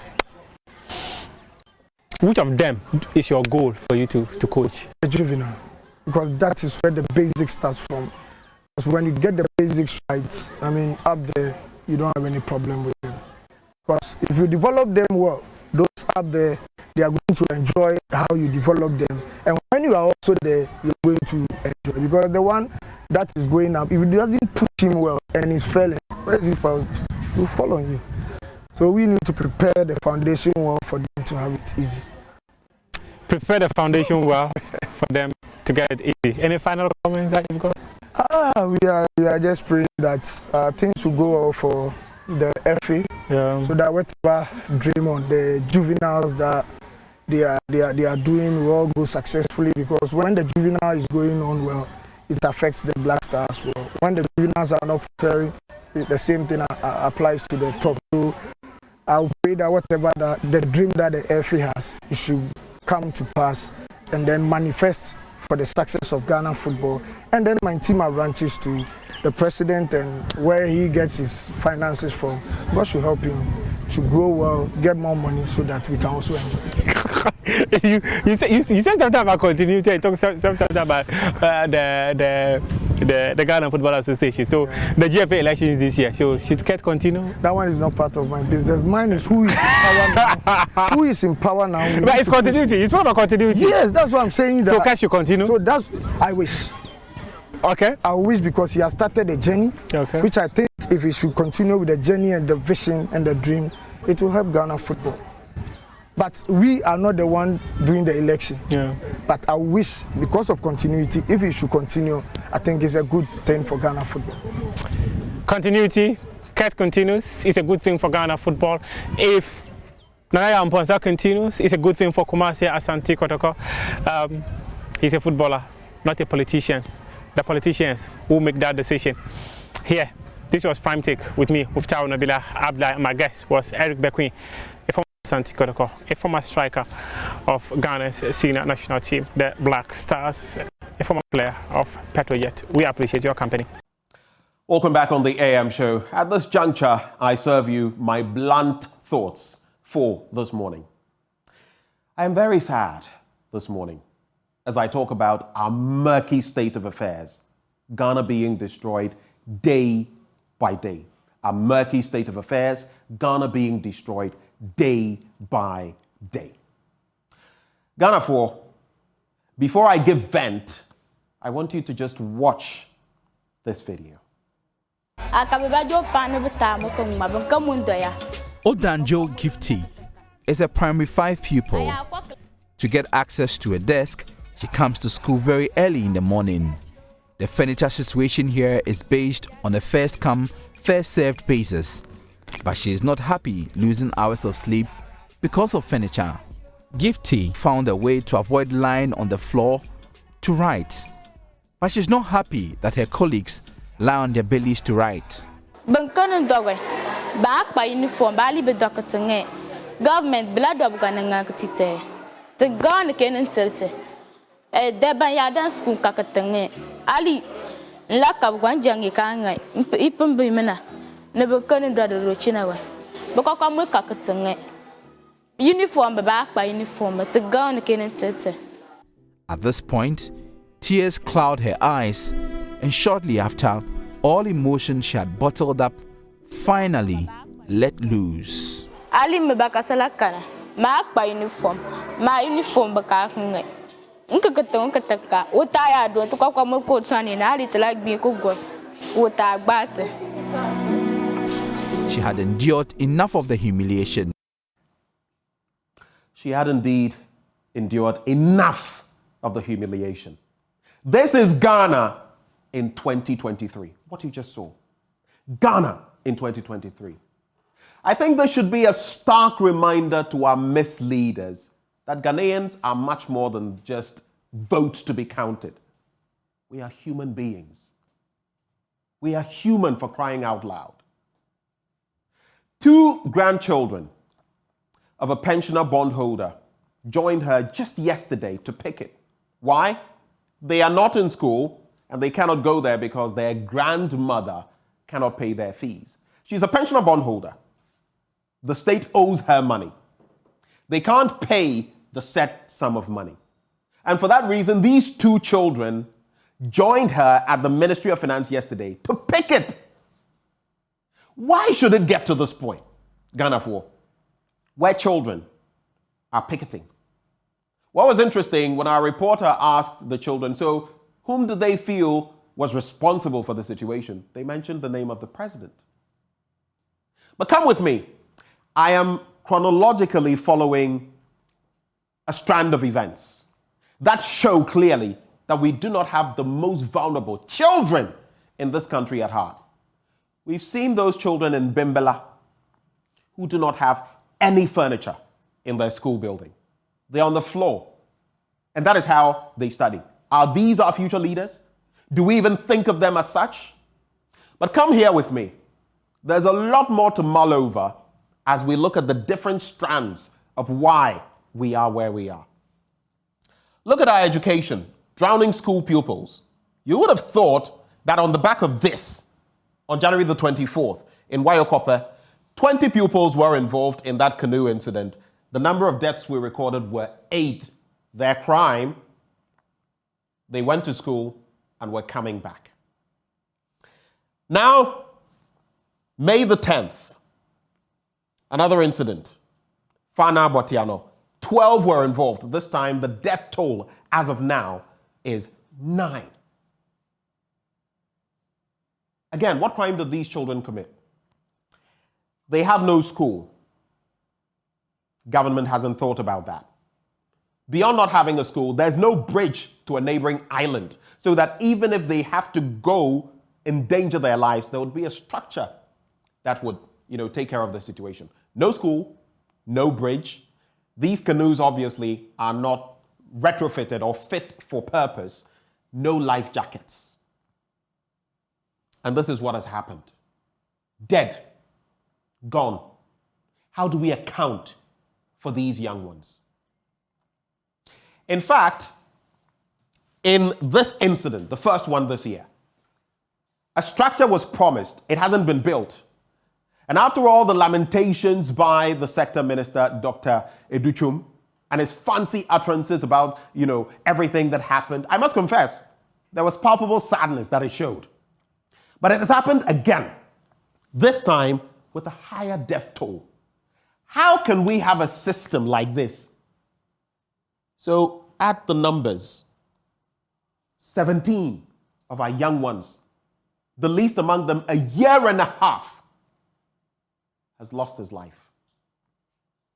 It's a crying shame. Let's go to the next slide. Now, in terms of the drowning school pupils, according to the National Disaster Management Organization, the deceased were among 20 pupils who were in the boat traveling from Atikagome to Wayokope, where their school is actually located. On to the next slide. In the latest incident, 9 children at Fana, an island community in the East municipality, have drowned. And the pupils are said to have drowned late afternoon on Wednesday while returning from school. Let's go to the next slide. Now, moving from education and everything that is happening, you also look at our financial sector and everything that is happening here. Banks have recorded gargantuan losses that I cannot fathom how we are going to deal with this situation. But come with me to the board. 15 out of 21 banks registered losses in 2022. 15 of them on the back of the DDEP, the Domestic Debt Exchange Program. Now, the top 5 banks recorded profits. That is their record in terms of profit before tax, the PBT losses in 2022. We're looking at billions of Ghana cedis. Look at Zenith, negative 0.55. And we know that the GCB Bank, for example, lost over $50 million, over 500 million Ghana cedis. Same reflects for all of these banks. Zenith, APSA, negative 0.56. GCB, negative 0.71, negative 1.08 for Cowbank, and the CBG, negative 2. We're talking about hundreds of millions all the way to billions of cedis that have been lost on the back of the DDEP. Now, we want $1.5 billion to be able to shore up these banks. We're claiming we're going to come up with $500 million, where we do not know yet. Hopefully, we don't try printing money again, because that will just push the situation even further down the drain. Let's go to the next slide. Now, in terms of our Financial Stability Fund, which is what government is planning on using to stabilize the banking sector, the GFSF was established with a target size of 15 billion Ghana cedis. That's the equivalent of about $1.5 billion to be provided by the government of Ghana and its development partners. The fund is to provide liquidity to financial institutions that participated fully in the debt exchange. Let's go to the next slide. Now, the World Bank has committed $250 million to the fund. That leaves a gap of $750 million. The amount will be paid by the third quarter. And talks are underway for donor partners such as the African Development Bank for further resources into the fund. Next slide. And on that same beat, we have economist at Louisiana Economic Development, Dr. Saad Idrisu, saying, quote, "We are heading into a banking crisis. Believe it or not, we're currently suffering. If government is not able to get the $1.5 billion stability fund by July the 23rd, that is July 2023, some banks will start collapsing." When this was said the first time, people said, oh, this won't happen. It's staring us in the face now on the back of the DDEP. You have pensioner bondholders, like I said, a grandmother with her grandchildren at the Ministry of Finance picketing their money. They just want their coupons, principal, and they can't get it. Now, here we are with our banking system, which we've spent decades building, propping it up to where it is now. This is where we are now. We just pray that we can get the requisite funds so that our banking sector doesn't collapse, because if it does, we can't even fathom the consequences. Let's go to the next slide. But moving away from education and the economy now, let's focus on Galamsey. The impact of this has become so bad that now, believe it or not, In our local parlance, we say that in Suobia Dumja, and yes, any water can, quench fire. But how far-reaching the tentacles of Galamsey are can be seen from this. Now, the Western Regional Fire Commander, Frederick Ohiming, had this to say recently. He says, quote, in the Western region, we have the Pra and Cobra and Tano rivers and other tributaries that make it easy for us to source water to save situations. But the problem now is that Galamsey is making it impossible for us. Let's go to the next slide. Now, if you look at what he says, raw water collection points are heavily silted and turbid owing to illegal mining activities. Again, low pressure in water service lines to hydrants is threatening fire service operations. And the fire service remains the most impacted institution due to the unending illegal mining activities. So now even sourcing the water, and even when they get the water, turbidity levels and silt make it impossible for them to do their work. And we'll turn around and blame the fire service. We should be blaming those who are engaging in illegal mining, and we should be blaming those at the helm of affairs, those in government who are failing to deal with the situation. We're talking about lithium here, and we're going to be more responsible. When have we ever shown responsibility? Over the last 6 years, 7 years. Tell me, how responsible have we been in conserving our environment, in mining, and ensuring value for money? When? Next slide. Now, in terms of the consequences of Galamsey, which we are not taking full stock of, some of what I'm going to say here will shock you. Because guess what? Professor Paul Poku Sampene Osei, he's an associate professor, Department of Pathology, KNUST, and consultant pathology at the Komfo-Anokye Teaching Hospital. This is what he's been sharing in recent times on Love in the Morning at our sister station, Love 99.5 FM. Some common metals used in the extraction of gold, like we all know, include mercury, cyanide, and lead, which can be inhaled. Some people don't know that. It can be inhaled and ingested into the bloodstream of the miners and residents of mining communities. Then from there, children born in areas prone to illegal mining suffer cognitive impairment. We're destroying them right from birth. Cognitive impairment and other deformities due to a high use of heavy metals in gold extraction by Galamsey operators. Now, mind you, these same men and women who are engaging in the Galamsey are the same ones who will father and mother these children and pass on the damage to them. After all, your seed or whatever is a part of you. Next slide. Now, children and infants can absorb. Here's where it gets even more dangerous. For adults, it's less. But for children and infants, they can absorb up to 50% of these heavy metals when they inhale these substances or eat food contaminated by these heavy metals. Adults have the capacity to absorb just between 15 to 20% of the metals. But even this is extremely dangerous. Talk of this. 50%, and they are children, infants. There are instances in some jurisdictions where babies are born with their legs forming around the chest, neck, and stomach. All on the back of illegal mining. All on the back of that. We're destroying our children. We're not giving them good schools. Even when there are schools, they are too far away. They have to do what some of these children did, and they lose their lives. We have grandchildren who are petitioning because their grandmother can't pay their fees, because their funds are locked up with the state. It gets even worse. We're killing them directly and indirectly through Galamsey. Next slide. He also says, in Ghana, we have babies being born with one eye, without genitalia, and some mothers die with their babies. Just take a moment to contemplate that. One eye. So they are losing some of their organs, some of their limbs. Some without genitalia. No male reproductive organ, no female reproductive organ. How are they even going to do something as simple as excrete when it comes to urine, pass urine? How? And some mothers die with their babies, all on account of the menace we're facing. The placenta of a pregnant woman has a high affinity for lead, for example. So if such a woman lives in a Galamsey area, her baby will certainly, underline that, certainly have deformities when born.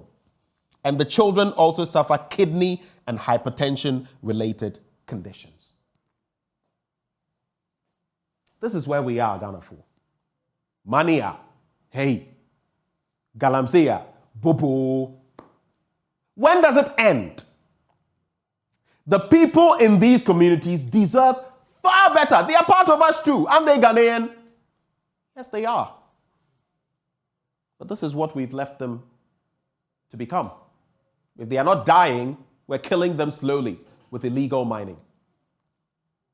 Mr. President, Nana Addo Dankwa Akufo-Addo. There was actually this kiddie show, Preschool Sharks, I saw, and they asked the question, who is the president of Ghana?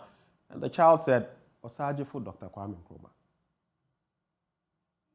Make your mark, Mr. President, because the time is no other time than now.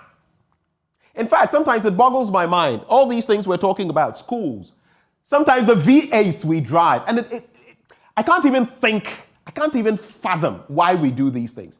How much does one V8 cost? Some upwards of $600,000. Some a little less, depending on the fittings, depending on whether it's armored and all of that. We have all of our ministers and stuff riding in these and being fueled. One can cater for so many schools, yet we have all of these communities wallowing in poverty and dying. Mr. President, when you travel, your seat alone, your chair, also occupies a V8. And it's carted around the country and fueled. To what end? The people you go and beg, Misremo, Muma Esika. Do you see that in their country? Not even the monarchs do that. Not even the monarchs do that. I've not seen that from King Charles III. Maybe you can correct me if I'm wrong, but I've not seen that. Not even monarchs are doing that, but you, Mr. President, you carry your chair around. To what end? Maybe I should refer you to Ecclesiastes chapter 1, verse 14. All is vanity. In the end, if you leave your people after 8 years and they look at you and say you are a failure, how would that make you feel? Or maybe, Mr. President, you don't even care. But if you don't, today, on the back of all these that I have put up, from Galamsey to education to our economy, it should be a jolt for you and make you start caring if you don't. Because Ghanaians are suffering. My name is Benjamin Akakpo.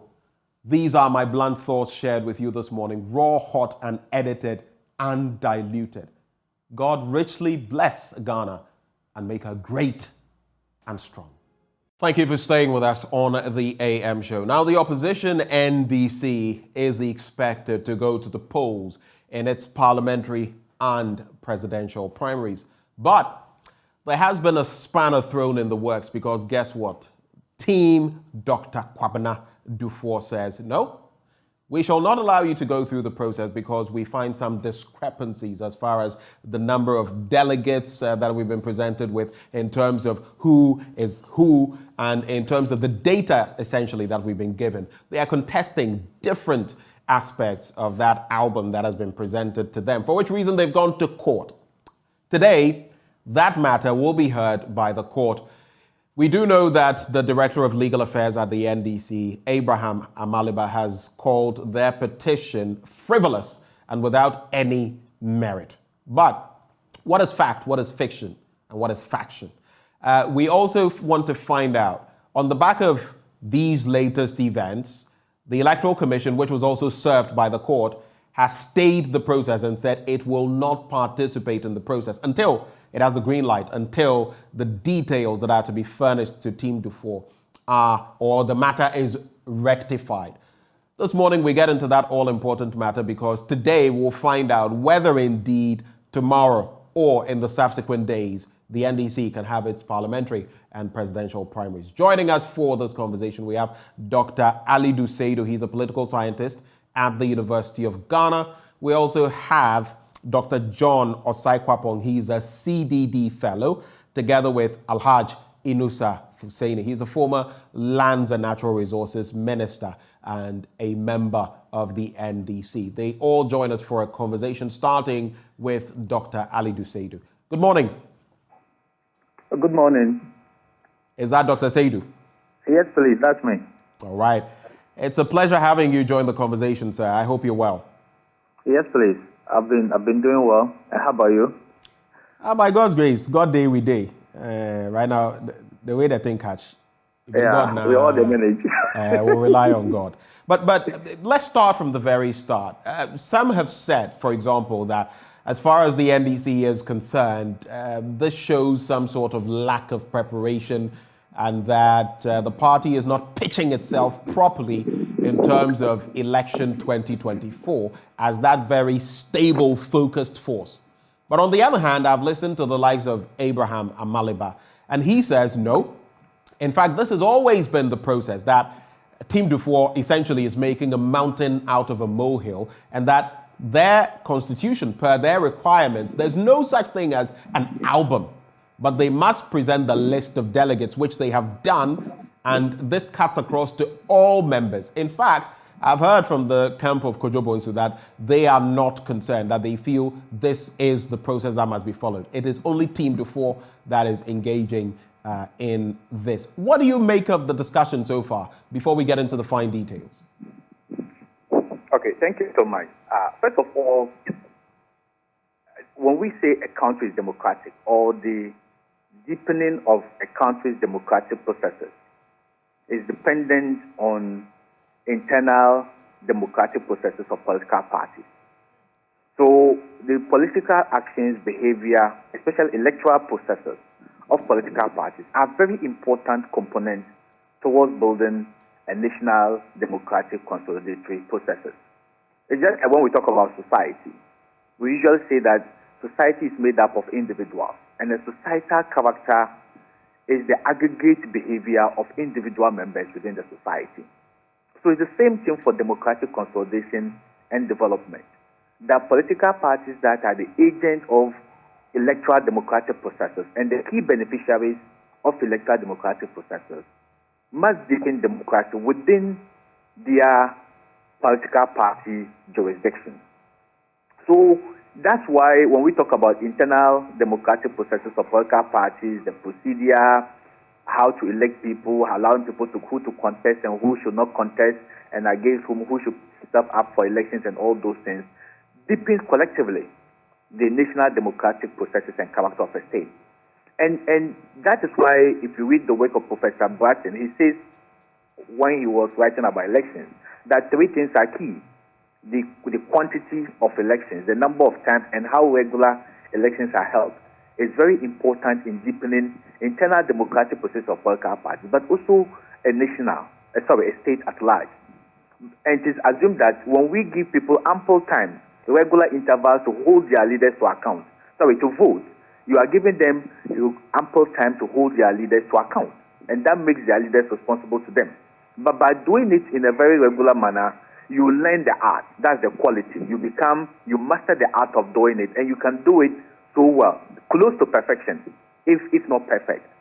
So now NDC has been doing this for several years, and we believe that they are very close to perfection. But it is also a human institution. There are bound to be mistakes, there are bound to be challenges, there are bound to be gaps. And when these challenges and gaps do occur, there are laid down democratic processes of addressing them internally before you escalate it to the level of what?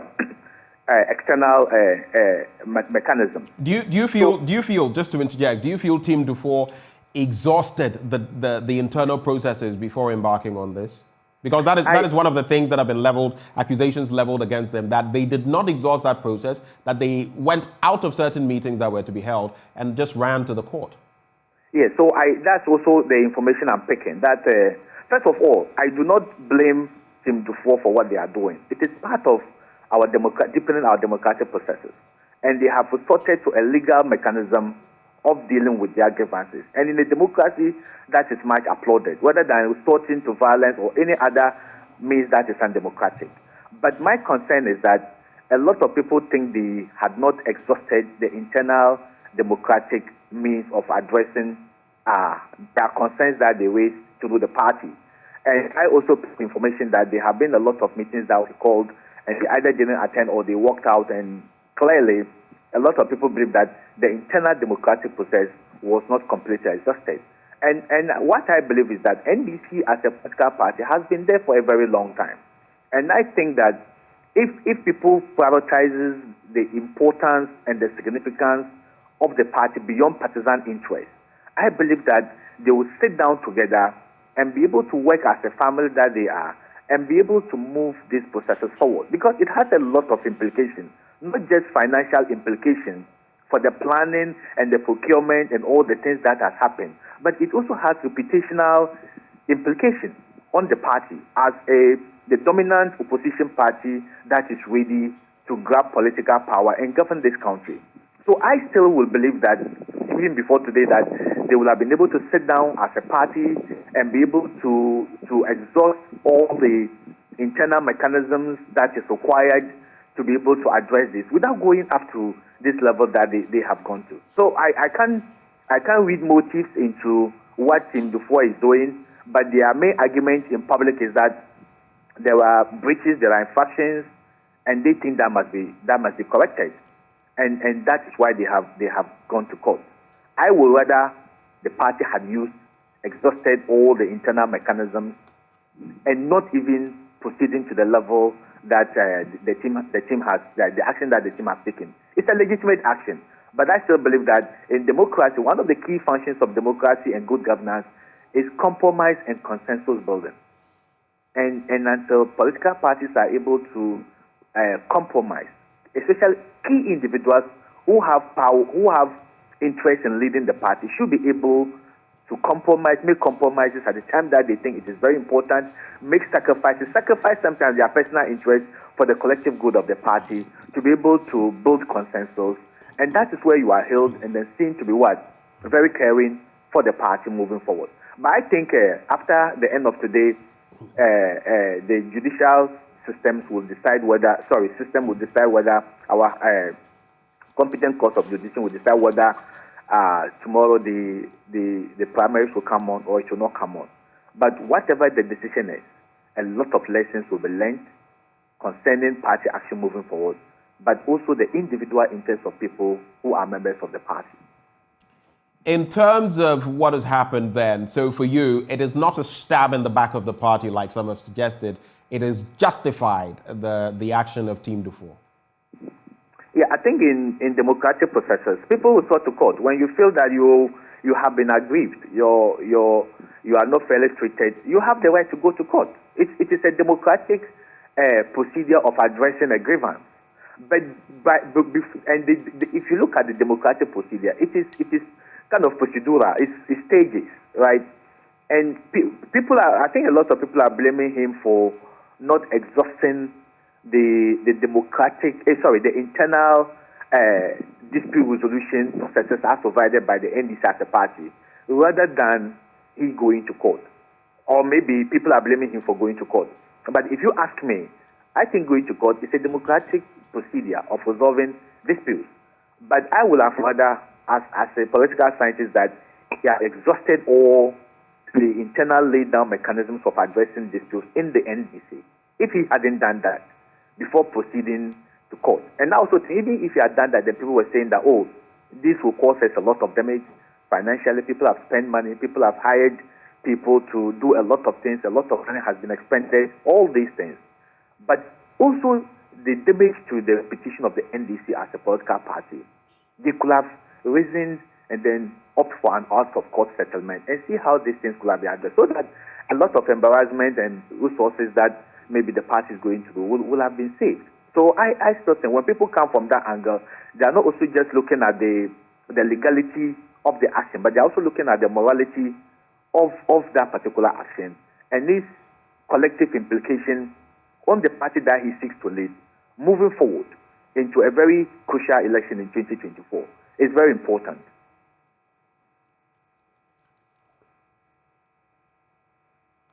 Well, Dr. Seidu, thank you for those initial comments. Let me now bring in Dr. John Osai-Kwapong. He's a CDD fellow. Good morning, Doc. Hello, Dr. Kwapong. Yes, good morning.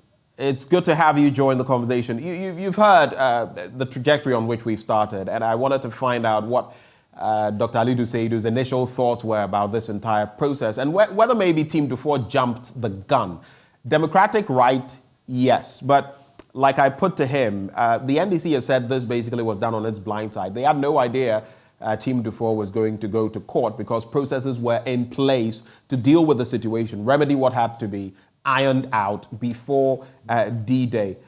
I don't know, what is your take on same? Do you think Team Dufour jumped the gun? Do you think their action affects the NDC in any way?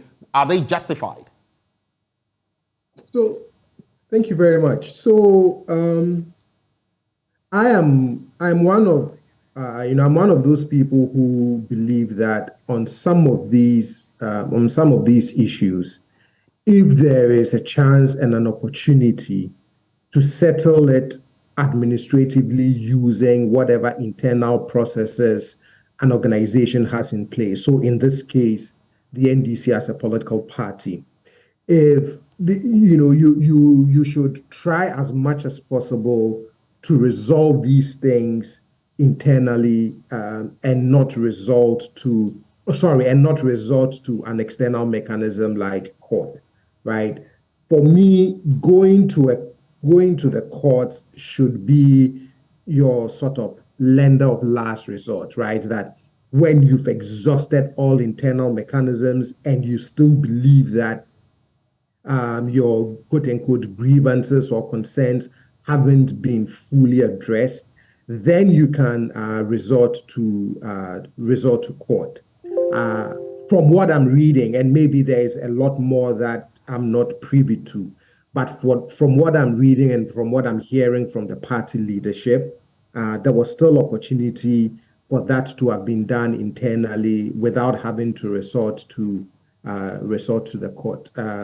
I think the party's chairman, Mr. Senu Ketia, was on air, I think yesterday, talking about how they're still trying to see if they can use internal mechanisms to resolve this, and talking about the challenges in reaching Team Dufour, but they're going to keep trying, even at the same time that the court process is going on. I know they've also, in their response to the suit, is impressing upon the court to dismiss it. Having said all of that, for me, in internal party democracy, in as quote unquote unfortunate as some of these things are, they do happen. The bigger thing for me is you don't want these things and how it is resolved to chip away at the party's unity, because for me, this is just step one towards a much bigger prize that is at stake for the party, right? The primaries will come and go. What is more important for the party is what happens when is the 2024 election. And for me, it is how you resolve these things that would, unite the party as you go into 2024. So I just hope that whatever the concerns, the grievances, the issues at stake, the party's internal mechanism will be able to fully resolve that to the satisfaction of Team Dufour. I think the court action is unfortunate. I didn't think it had to get to that, but be that as it may, it is where it is. I just hope that the party is able to, resolve that, deal with it, whatever the court decides or does not decide. For me, it is post that, and how the party manages that will be key. Let me take the initial comments of Alhaj Inusaf Hussaini, and of course he is a former Lands and Natural Resources Minister. He's a key member of the NDC. He joins us via the phone lines. Alhaj Hussaini, a very good morning to you. Akakpo, good morning. How are you? I'm very well. Good to hear from you. What is your take, all of this rancor in your party, the back and forth, and how this has put your party's primaries, parliamentary and presidential, into some turmoil? What do you make of the situation? So, having listened to Dr. Alidu and Dr. Kwapon, you will understand why conspiracy theories are flying around as regards the motive of Dr. Kufuor or Team Kufuor in going to court to injunct the processes for electing our parliamentary and presidential candidates for the 2024 election. on my part, I think that what Dr. Dufour's team has done betrays a fundamental lack of understanding of the electoral processes within the NDC.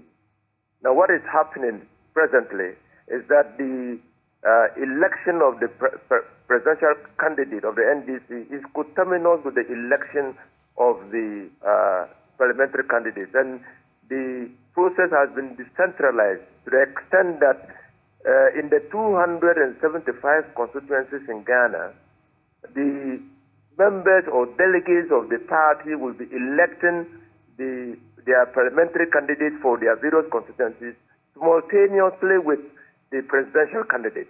So the delegates that are going to elect the parliamentary candidates are the same delegates that are electing the presidential candidate. Now, I say a fundamental misunderstanding because at the local level, at the constituency level, we have not heard any constituency raise an issue about the delegates who are going to cast their votes to determine who becomes their parliamentary candidate. And these very delegates are those who are to elect the presidential candidate. Now, why haven't they raised an issue? It's simple. The delegates in the NDC system are known. They are not under the armpit of anybody. I mean, they are the branch executives. The branch executive, for the understanding of your listeners, are those executives who man a polling station. Under the NDC's constitution, a branch is coterminous with a polling station. So wherever there is a polling station, there is a branch. And there are 9 executives at that branch. And all the executives are entitled to take part and to cast their votes for their preferred candidate in the parliamentary and presidential primaries. Now, when you aggregate all the executives at the polling level by multiplying 9 by the total number of polling stations which we have in Ghana, you will have an idea of how many branch executives are entitled to participate in the process. The constituency executives are eligible to partake or participate in the election of the parliamentary and presidential candidates, and they do that also at the local level. The regional executives of the party will vote per their constituencies. For instance, in the northern region, if you are from Saboba, but you are a member of the regional executive, on the voting day, you have to travel back to Saboba to your branch and cast your vote. And your name will be part of the delegate list of that constituency. The national executives are equally to do same. Under the NDC, all former appointees, that is ministers of state, so Minister Dufour, because he was Minister of Finance under the Adamilton's administration, is entitled, is eligible to vote in this election. Osjo Bonsu, because he was a DC or MCE in the Ashanti region, and also Chief Executive Officer of GOIL, is entitled to partake in the elections and to cast his vote for it. So, you see, by the arrangement in our constitution, you cannot be raising an issue about the delegates. They are known. And ask yourself, before 9th, Dr. Kwabena Dufour and his team were out and about campaigning, appealing to the delegates for votes. Which delegates were they appealing to? It's his suggestion, his team suggested that they didn't know the delegates that they were appealing to for the purposes of eliciting their support to vote them in the independent primaries. So that is why I say that this action has not been clearly thought through. I totally and completely agree with Dr. Alidu and Dr. Akakpo, where an organization has internal processes for resolving conflict. A duty is imposed on members of the organization to exhaust the internal processes before they resort to external processes. Why? Just like you said, because of the unity and cohesion of the party. Today, a lot of money has been expended on the process. People have been involved in accidents. People have suffered the consequences of having to travel. Some have left their jobs and they are now on campaign trail.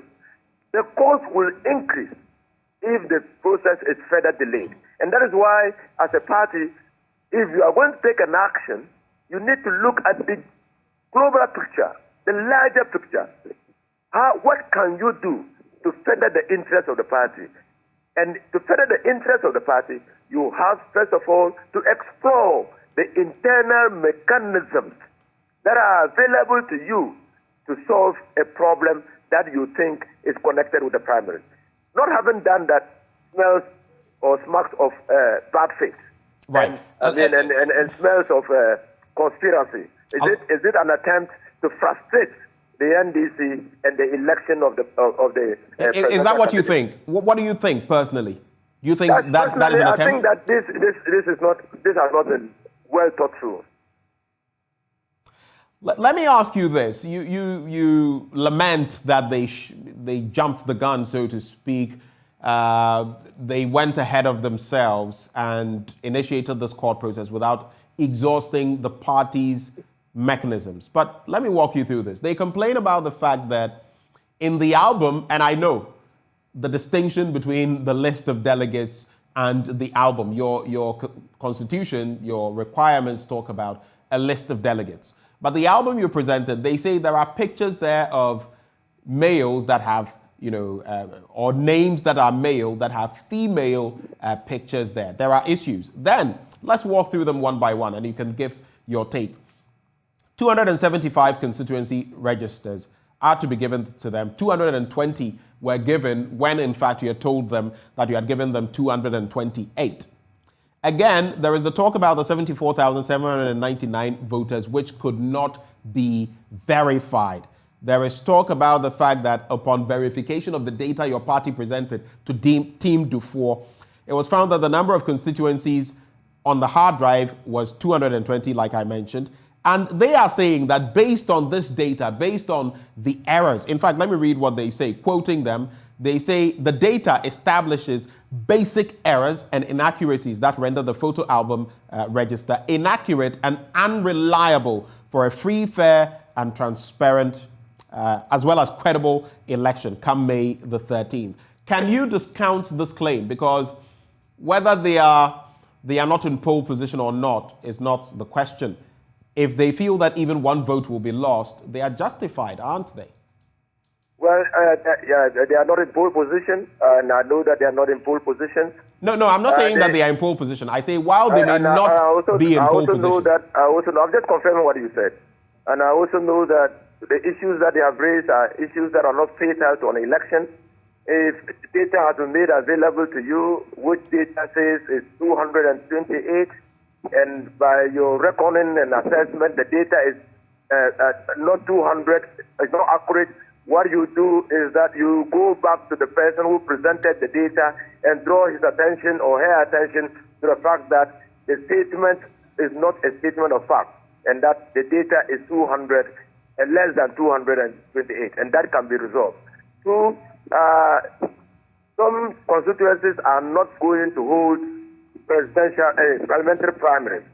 So are those remaining constituencies part of the constituencies not going to hold parliamentary primaries?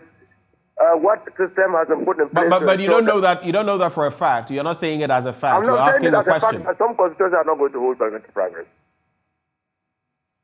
As a fact.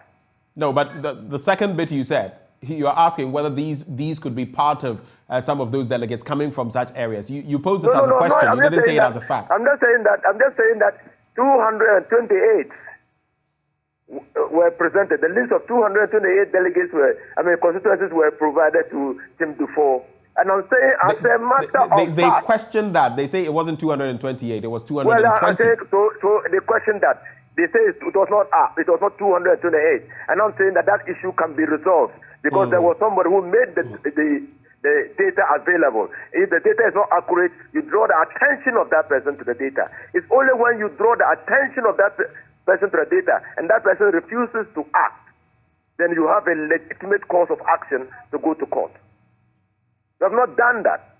And I'm saying that I know as a matter of fact that some constituencies are not going to take part.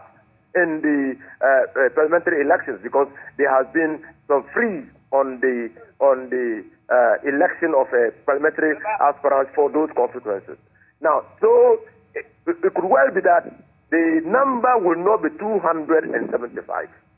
Now, if those constituencies are going to take part in the presidential elections, then arrangements, before should be interested in what arrangements are being made to ensure that delegate list, which is known, is made available to them to partake in presidential elections, because the presidential elections will take off. Now, so for me, as I said, this is a matter that clearly could have been resolved with a recourse to the court, clearly. And not having done that is worrying.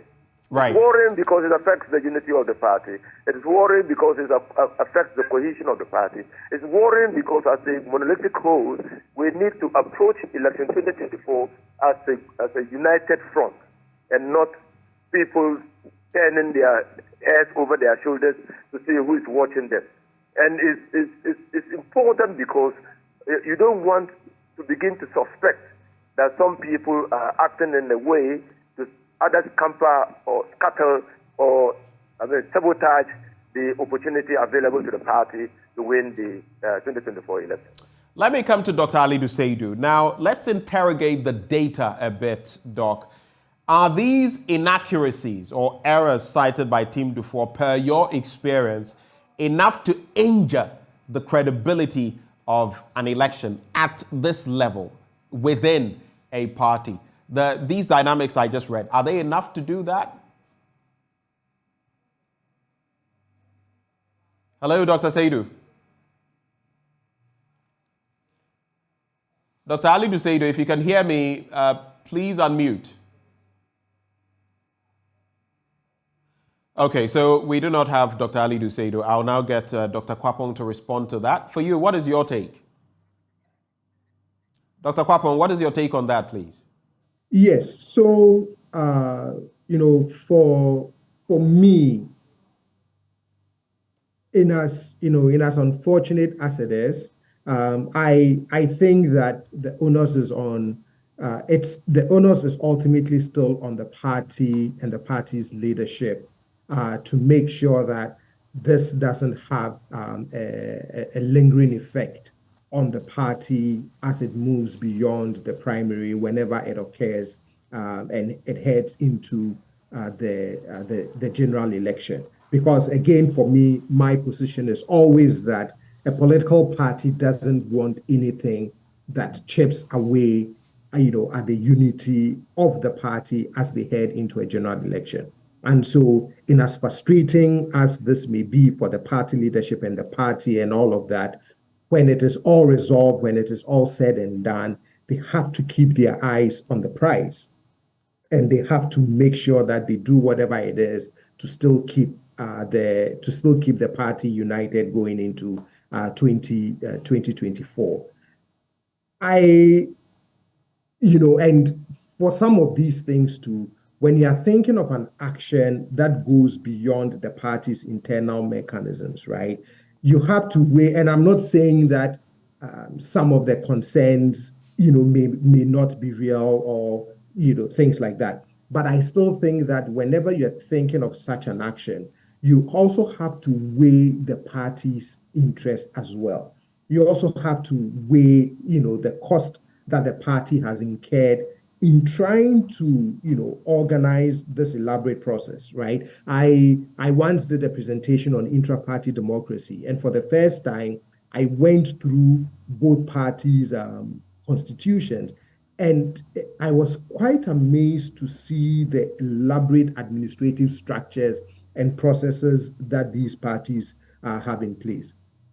And it is quite a costly endeavor to maintain these administrative structures and processes and to ensure that it works, which is why for me, you always have to weigh all of these other factors and to ask yourself that this action that I am about to embark on, is it in the best interest of the party vis-a-vis whatever legitimate concerns or grievances that I may have as a candidate in the election. Of course, everybody wants a free and fair process. Everybody wants a transparent process. I am not saying that a candidate should be given preferential treatment over another candidate. No. But when all is said and done, I still maintain my original position, which is in the best interest of the party. You always have to make sure that, or you have to try your possible best to exhaust all internal party mechanisms to resolve these issues. Let me come to Dr. Seydou. I couldn't hear you earlier, but I believe we have you now. What is your take on that same bit?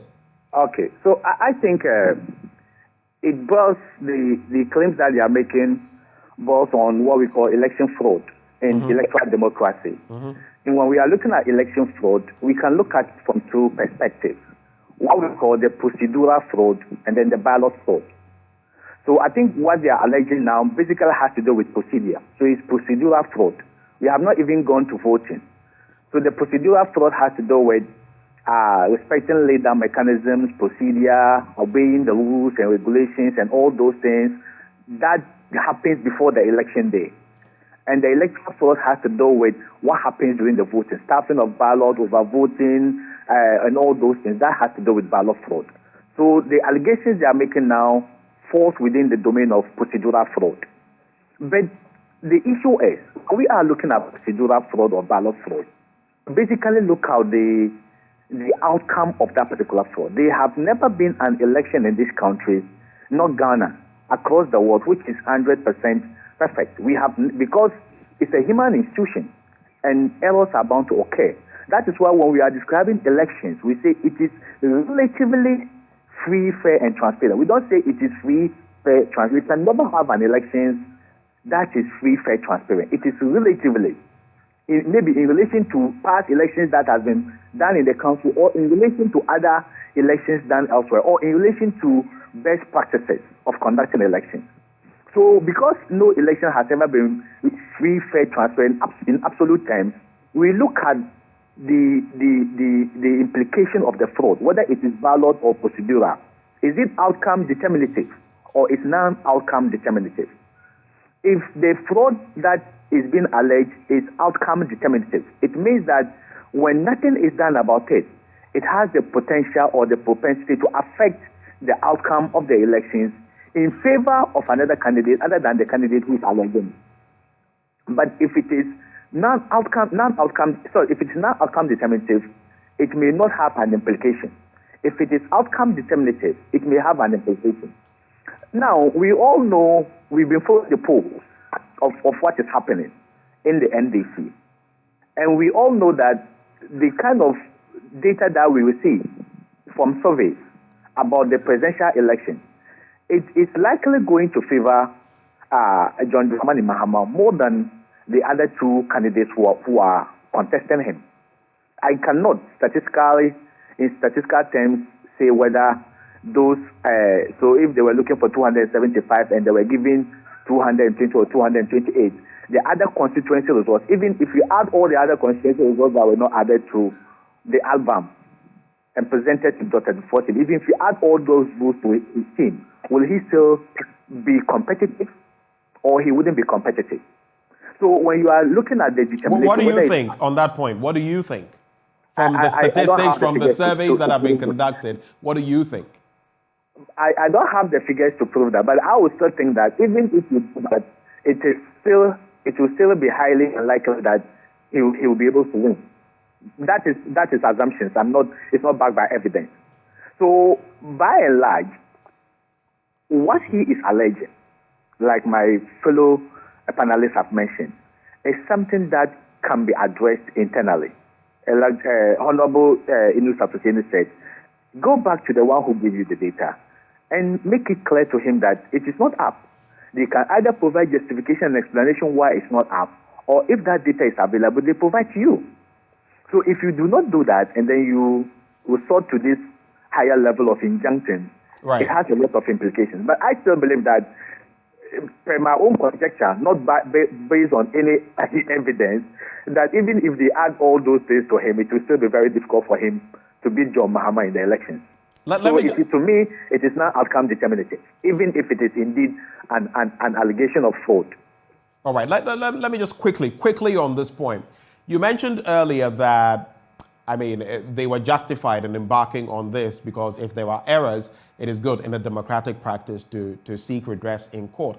But would you still think same, apart from moving away from the fact that they are justified, they have the rights to do it, would you still think same if the court throws out this petition today? In other words, to say it's frivolous, it doesn't have the merit, it doesn't bear the merit needed to stall the process. What then would that mean? It means that we are deepening our democracy because judicial decisions are precedent.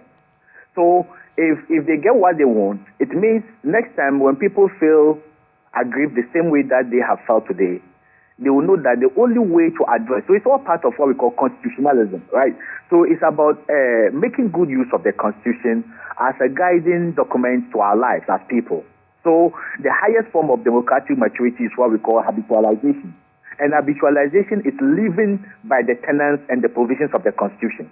So if they go and they succeed, it means any other individual in future who faces the same grievances will know that the only way I can address this is to go to court, rather than bring macho men or people to come and vandalize party office and do all those things. In fact, there will be a precedent they could even rely on and say, well, this was the ruling then, and so it applies now. And if there's no merit in it, next time when people go to court with the same kind of frivolous quote and unquote allegations without evidence, and the court chose it. So people also have evidence or precedent to rely on and say that in a similar case between Dr. Dufour and NDC and these people, this was what the court determined. And I think it's the same. So it can become a case or precedent for future rulings. So whichever way you look at it, it deepens our democracy and points to the fact that whenever there's a democratic problem, we should use democratic means to address it rather than extra judicial mechanisms that drags our democratic consolidation backwards. Right. So I think whichever way, it's still a win for our democracy. Let me come to Dr. Kwapong. Do you foresee that there could be consequences, dire consequences for Dr. Kwabena Dufour in all of this, whether he wins or not? The reason I pose that question on social media, even now, if you go on our live stream, people are saying there are going to be consequences for him, that they feel what he is doing is out of mischief or personal interest against the party's interest. Do you think that there could be consequences for him when the primary does come off? I think so, right? I think that generally no political party or supporters of a political party wants to perceive or see one of their own as quote unquote trying to ruin it for them, right? Or trying to frustrate a process or trying to do something that may injure the party or may not be in the best interest of the party. And in as much as I've spoken about the onus being on the party leadership to make sure that when all of this is over, these things can be smoothened out. I also think that those who bring these actions against the political party lose a bit of standing, regardless of how right or how strongly they felt about their own grievances and why they decided to take this course of action, that they lose a bit of standing in the eyes of their fellow, political party members, and people would begin to say, why did you do this? Did you think about the interest of the party? Were you trying? And once that narrative begins to emerge, that you're doing this to hurt the party, and it becomes the predominant narrative, it becomes very difficult to worm your way back into the party, into the hearts and minds of the party faithful. Which is why, again, I keep saying this is rather unfortunate, and I don't think that this enhances, with all due respect, Dr. Dufour's standing in the party, particularly because this is a party that he's been part of. This is a party that he has served in as a minister. So I would have felt that no matter, the concerns that he had, that he would have stopped short of doing anything that would be perceived by the general faithful of the party as trying to head to the party. And in these things too, these course of actions, when you take them, you also have to ask yourself, how much fodder or how much quote unquote ammunition are you also giving to your political opponents? Because you know that the things you say, the things you do will be seized on by your political opponents as one of the quote unquote weapons that they can use against you in a general election. And so I think that for him personally, he may lose some standing within the party as well. All right. For you, Alhaj Hussaini, even before I get into the cost to the party, or maybe I should put both of them together, is Dr. Kwabena Duffuor putting a nail in his own coffin when it comes to prospects within the NDC with this action? Is that a nail that he has sunk in his own coffin? That's the first bit. And then secondly, what do you foresee this becoming in terms of cost to the NDC? Cost in terms of the image. Do I have Alhaj Hussaini? Okay, I'll try to get him back. I'll rechannel that question to Dr. Ali Duseido, and when I get Alhaj Hussaini back, I'll put that to him. So the first question, whether Dr. Kwabena Duffuor has put a nail in his own coffin by going down this road in terms of future prospects with the NDC. And secondly, what do you foresee could be the cost to the party in terms of its image? And then in terms of monetary terms. If they have to go about this and reschedule and all of that, that will come at a cost. What's your take? So first of all, a political party is a holistic institution made up of individual members who are committed, loyal, and patriotic to the interests of the party. And one thing political parties hate is to see one of their own, whether directly or indirectly or intentional or unintentional, embarking on an action that undermines the collective unity of the party, especially ahead of a crucial election that's going to determine the fate of that election. So there are a lot of NDC supporters who are not happy, even though it's a legitimate action, who are not happy with that particular action. And they believe that if you had so much love for the party and you seek to lead the party and to form a government in the name of the party, you could have sacrificed this action and look internally so that you can find an amicable solution in the name of collective party interest to resolve these disputes rather than what you have done. So assuming his petition is it upheld today or I'm not sure whether that's the right word, it is determined in his favor, then it means that the NDC, which is an opposition party struggling to get money, will have to look for a lot of money to be able to bear the cost of what? Extending the processes. Individual aspirants who have committed resources, who have hired the service of people, managers, campaign managers, prompters, and all those things have to extend their contract and pay them. People have already taken leave. People have sacrificed work and have moved to the places that they are going to vote. All those costs. And do they have to go back and come back again? Or they have to stay there for how long? All those things have to be factored in. So there is a lot of implications. Especially being in opposition where getting funding is very difficult for political activities. So all these things should have been put into perspective and the broader picture considered before such an action is taken. So when people put all these things together, then they tend to doubt his commitment and loyalty to the party. And I wouldn't blame them if people think that way. Moving forward, if this is what people perceive his action to be, and maybe justifiable so, it will have an implication even in this primaries that we're going to have, and his future position and relevance in the party. But not just that, his son is also contesting as a member of parliament in one of the constituencies in the Ashanti region. In political party, you see, it is kind of a generational thing. So you look at the fathers of our current president and what the role they are playing, look at the fathers of our vice president, the role they are playing. You can see it is kind of generational. One particular family takes the lead, and subsequently it's a professional choice. influenced by the decision of your parents or grandparents. His son is also coming up.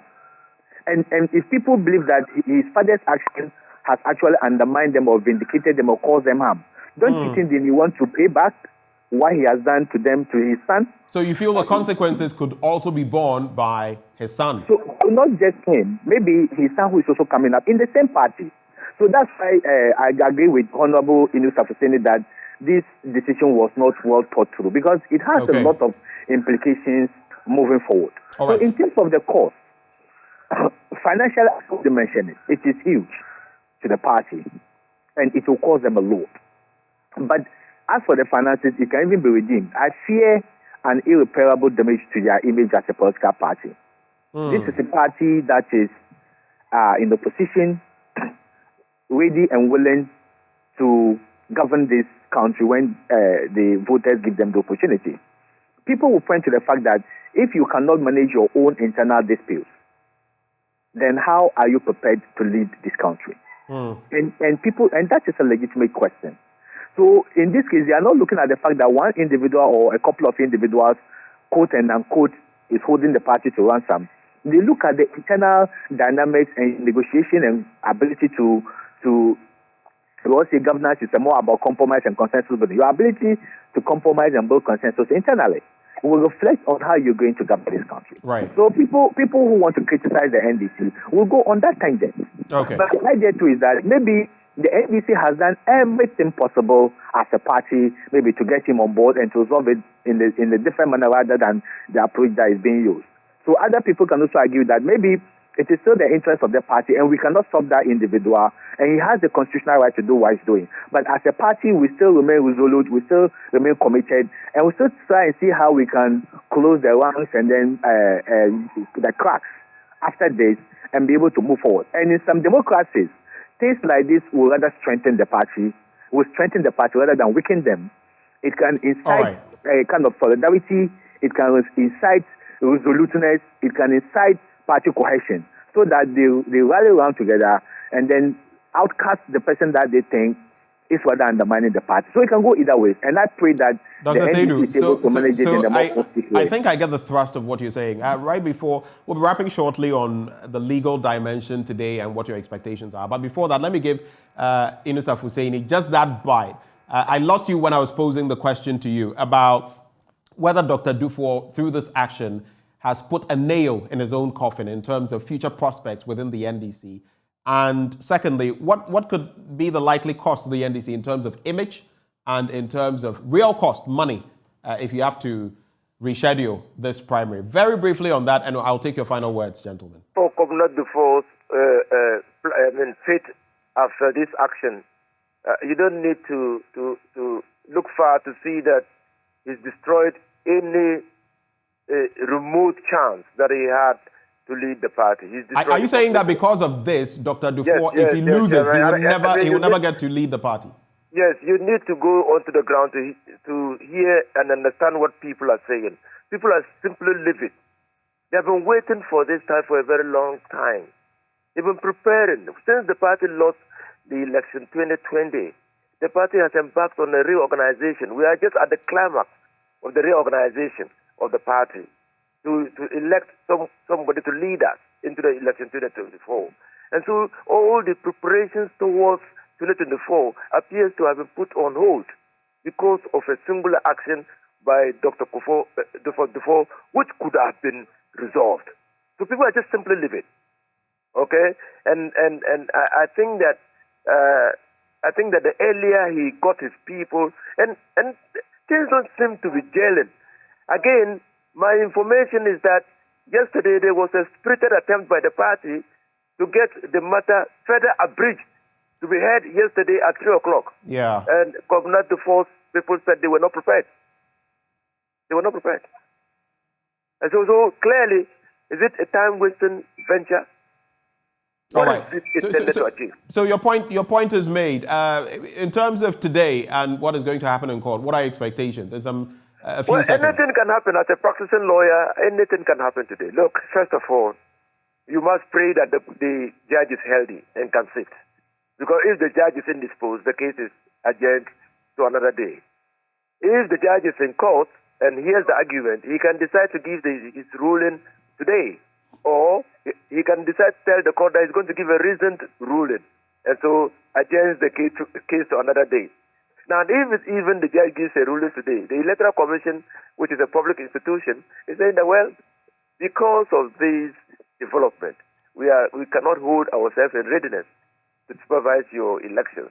Mind you, we are not saying that they have a mandate to supervise the elections, but we are just saying that it is important that we create a level playing field for all the aspirants and ensure the integrity and credibility of the elections, and also ensure that people who are entitled to vote are those who are voting, so that when we leave the voting grounds, we'll be more united than ever. All right. And so, per Alhaj Inusaf Husseini, anything could happen. We could even end up getting a result that is in favor of the NDC. Yet, would the EC be prepared on the back of all that has happened to conduct the elections tomorrow? That is the big question. Final words, Dr. Alidu Seidu and Dr. Kwapong on the same beat, and we're done. I'll start with you, Dr. Alidu Seidu. I agree with Honorable Inusaf Husseini that anything can happen because it's a chance event based on evidence and how you conduct yourself and a lot of things that you are able to adduce to support your claims. But I still believe that whichever way it goes, it will deepen our democracy moving forward. Right. For you, Dr. Kwapong? It can happen in court. I just hope that this is resolved quickly.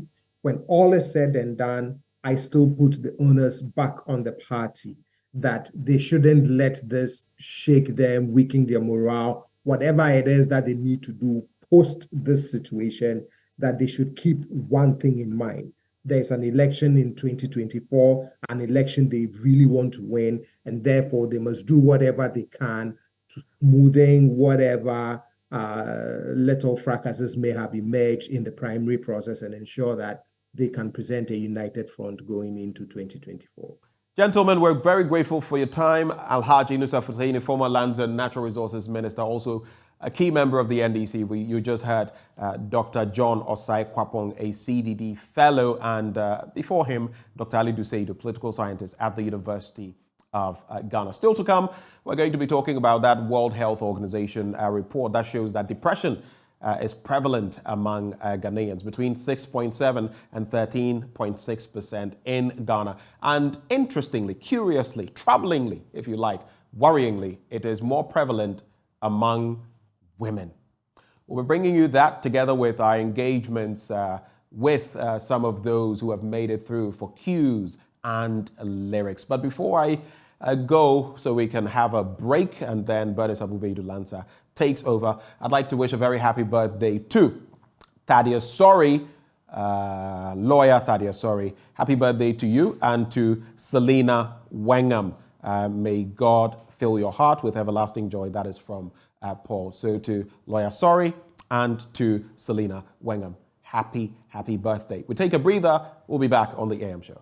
But it's now time to talk about depression, because a World Health Organization report shows that the condition is prevalent in Ghana and is usually among women. Today, we are talking about how to overcome this. And I've got musician Irabna with me, and she's joining us via Zoom. She's known for her hit song, Ajemenkwa, featuring music producer, engineer Nasi. She's contemplated suicide before. In fact, not only suicide, but suicide murder, because she wanted to kill herself and her children because she was going through a lot of troubles. Her latest song, This Far by Grace, I'm sure you've heard it. She was nominated as a new artist in the just ended VGMAs. Good morning to you, Irabna. Thank you so much for agreeing to share your story with us. How are you doing? Good morning. I'm very well, thank you. How are you? I am good. Thanks for asking. Let's talk about your story. What happened to you? Because I remember that song, right? I mean, it was all over on radio and television, and all of a sudden you went absent. Nobody knew where you were, at least for those of us who only knew you through your music. What exactly happened to you? I'll say that life happened to me. I keep saying, life just happened to me. After the release of Ajiminkwa, which was 2009, it was a good hit. So every normal person will presume that, oh, I've just started. Right. But life just went on a hillside for me for a couple of years. After Ajiminkwa, I released 2 more albums. But like you say, you didn't even hear it. So a lot of things happened. I hear it. What exactly caused you to contemplate suicide? I don't mind if you don't want to share the exact details, but was it work? Was it relationship? What actually led you to that point? Okay, so I'll say that it's just a couple of things put together. One, you see that it looks as if everything that could go wrong is wrong. It's gone wrong. I loved music. It was a passion and it's still my passion. It's a talent and a gift that I see that it's one of my strengths because I compose songs even unknowingly. So I have a hit song and my hopes were that I had a tough time before coming out with Ajiminkwa, but my hopes were that, oh, I have arrived. Then after it, music is not working for me. I had family issues. I have financial issues. But the worst part of all of this was it was hard to talk about. So every of these things were personal, were internal. So I guess it was just a pent-up feeling that finally exploded.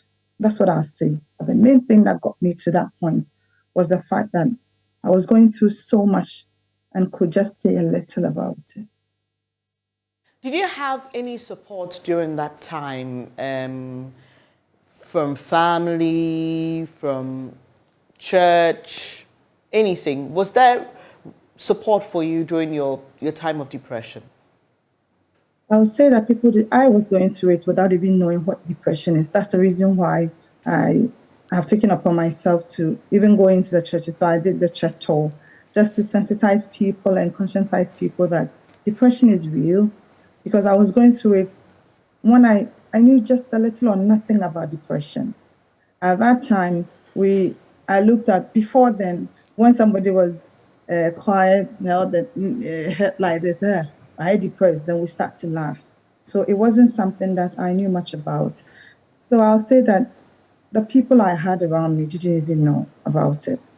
They didn't even know I was going through it, so they wouldn't be able to support. And that the saddest part was when I thought I was exploding and I sought for help. I sought for help outside the church, not outside my church. I mean, not the church, but outside my church.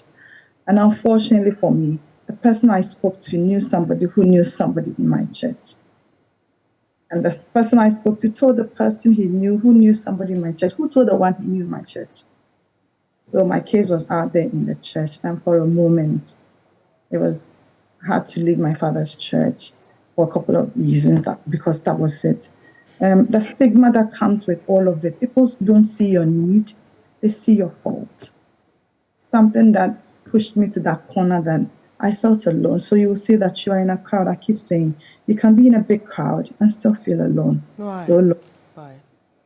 Yeah. I'm sorry you had to go through all that. And the bit about that trust that was broken is difficult for people. And we've had discussions about depression. And usually is one reason why people don't even like to share their troubles in the first place, because they feel that they cannot trust people enough to hold on to that information. And I'm really sorry that you had to go through that. But it makes it worse. It makes it worse because you take the chance and you take the risk to speak, right, and then it goes bad. And from that time, you won't even, because when you're going through depression and anxiety, you have trust issues even with yourself. Because for me, I feel like I can't trust myself because I've made a couple of decisions. I took a couple of actions that I was blaming myself. It's one of the things that you go through when you're going through anxiety and depression. You blame yourself for everything. And so even when it's somebody's fault, I walk about saying sorry to everything, even when it's not my fault, because I blame myself for my situation and all of that.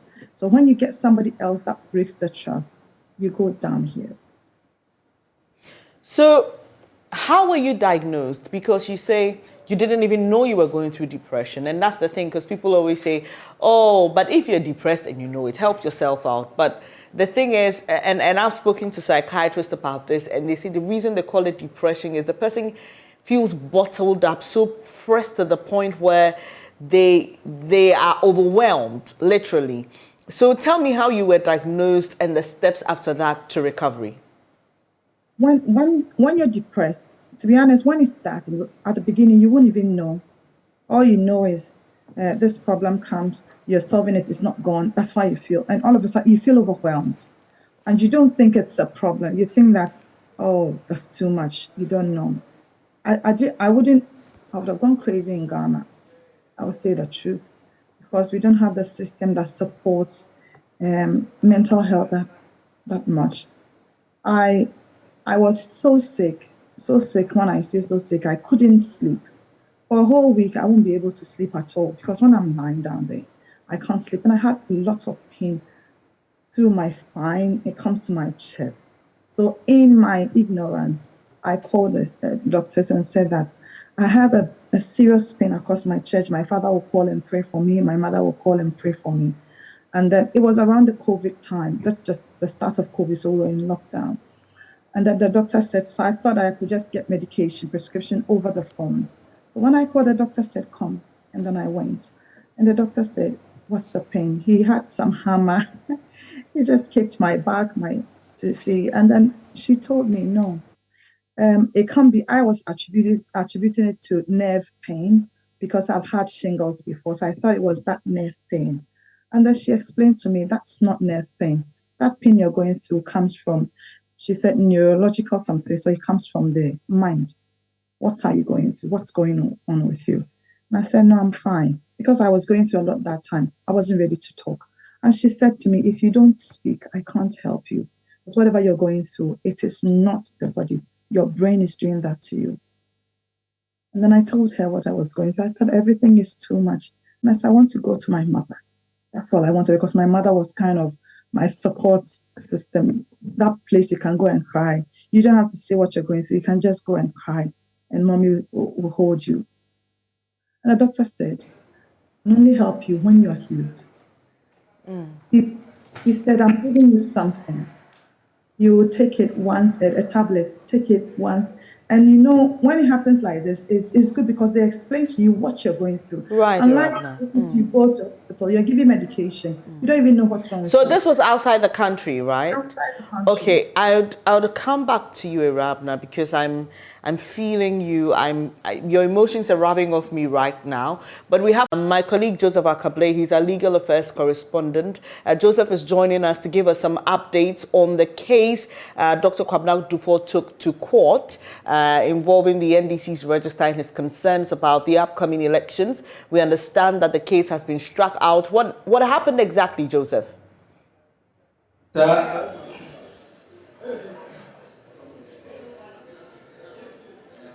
Yes, I mean, Council, the case has been struck out now. I mean, the question for many is that, is the party in a position to organize the polls tomorrow? So as you are aware,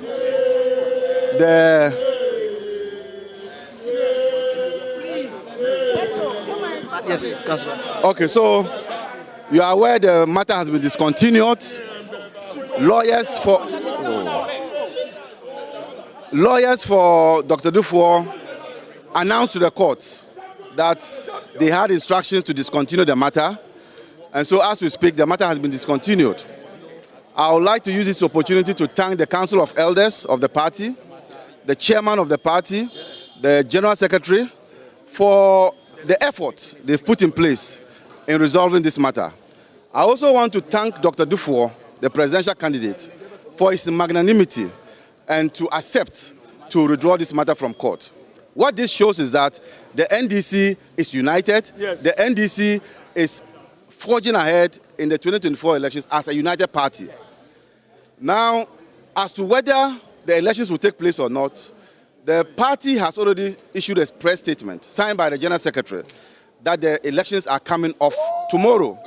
And I can announce to the whole of the NDC fraternity that these elections will take place tomorrow, Saturday. We The issues concerning the register, have they been resolved? I mean, that is the core issue, reason why Dr. Dufour brought the matter to court. I mean, can you tell us whether you've been able to satisfy his needs in terms of that? Say it again. In terms of the issues surrounding the voters register, the delegates list, has it been resolved?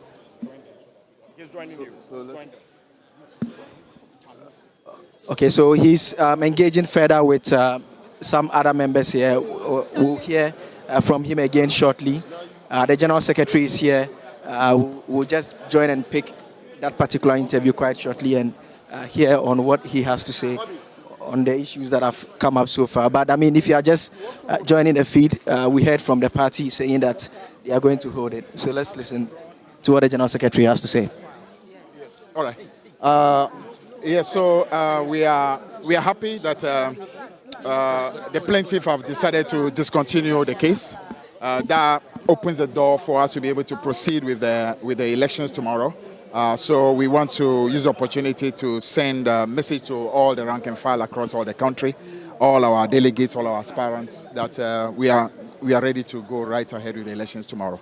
So we're going to immediately get in touch with the Electoral Commission and arrange that all the logistics are able to reach to the places that they ought to reach. Thank you all of you for the cooperation. You represent the party. There were some issues that the Dufour camp raised, for reason they came to court. Subsequently, it has been withdrawn.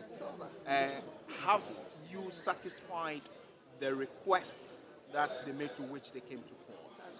Yeah, it's been satisfied. The delegate list is the main primary document that we are depending on, and this delegate list has been ready, made available to all the contestants. So really, as far as we are concerned, there really was no case to begin with. But we are happy they didn't decided to withdraw it. The Electoral Commission stated that it would be difficult for them to be able to...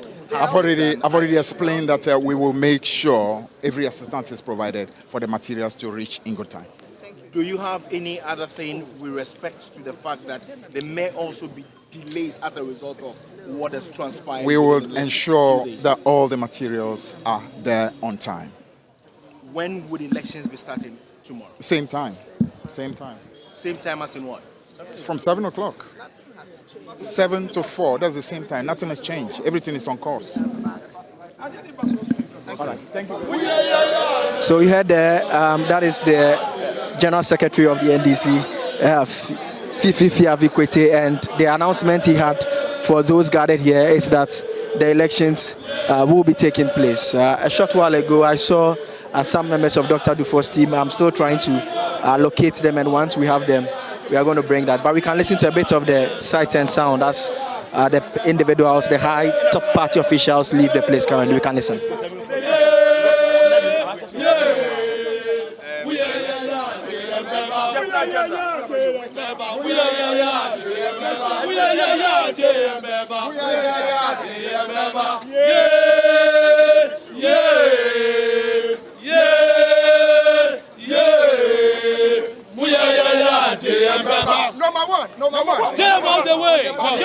So you heard over there, and if you are just joining, the live news that we have, the update we have for you is that the opposition NDC will be holding its primaries tomorrow, and what they intend to do is to engage the Electoral Commission with the aim of being able to have the items, the materials that are supposed to use to organize the elections. They are expecting that they are going to work closely with the EC to make those items available in all the constituencies across the country to enable this particular election to take place.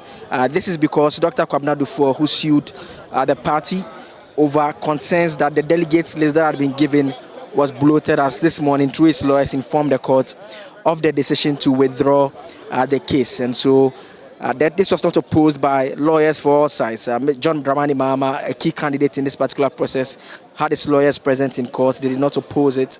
There were also some other individuals, like the General Secretary having his lawyers. We also had the party also having a legal representation, and all of them indicating that they intend to withdraw it. And so that is what has happened now, and the decision has been taken, and the court was left with no choice but to strike out the matter as withdrawn. And so this is what happened here, and with the case withdrawn, it means that the party now has the opportunity to go ahead to organize the elections. Bernice.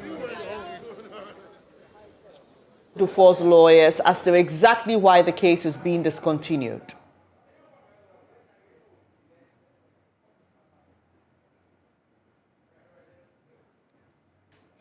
Right, we'll be touching base with Joseph shortly. I think there's a problem with he hearing my question, but if you just joined us, the news is that lawyers of Dr. Kwabena Duffuor have discontinued their case against the National Democratic Congress. If you may recall, he was in court over concerns about the register. He says there were some issues that needed to be resolved, and so the case was taken to court. It was to be heard this morning. In fact, just about 30 minutes ago, Benjamin Akakpo ended that conversation with our guest on what the impact of this case would be on the party, Dr. Kwabena Duffuor himself, his chances of being flag bearer of the National Democratic Congress. So Joseph is still in court for us, and we will be bringing you all the updates you need to know on this particular one. The respected Dr. Kwabena Duffuor had asked his lawyer to seek the leave of the court to discontinue the action, and same has been done. And as you heard us in court, we are not opposed. So today there's nothing hindering the election coming on tomorrow. And I want to assure the rank and file of our party that tomorrow we'll have the election across the length and breadth of the country. I mean, I saw the process that you filed. You said that majority of the issues with the list had been dealt with. At this point that the matter has been discontinued. Let's leave it like that. So for all is clear for tomorrow. They'll be able to make everything available. But the path is cleared.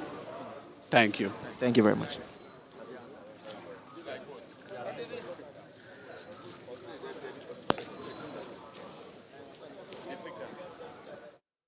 We are the best in the game. Let's go back to a regular programming where I was speaking to musician Irabna, who's just sharing with us her story on depression and suicide. And she's just been narrating to us the point where she was diagnosed, the kind of care that she received. And Irabna, thank you for holding on.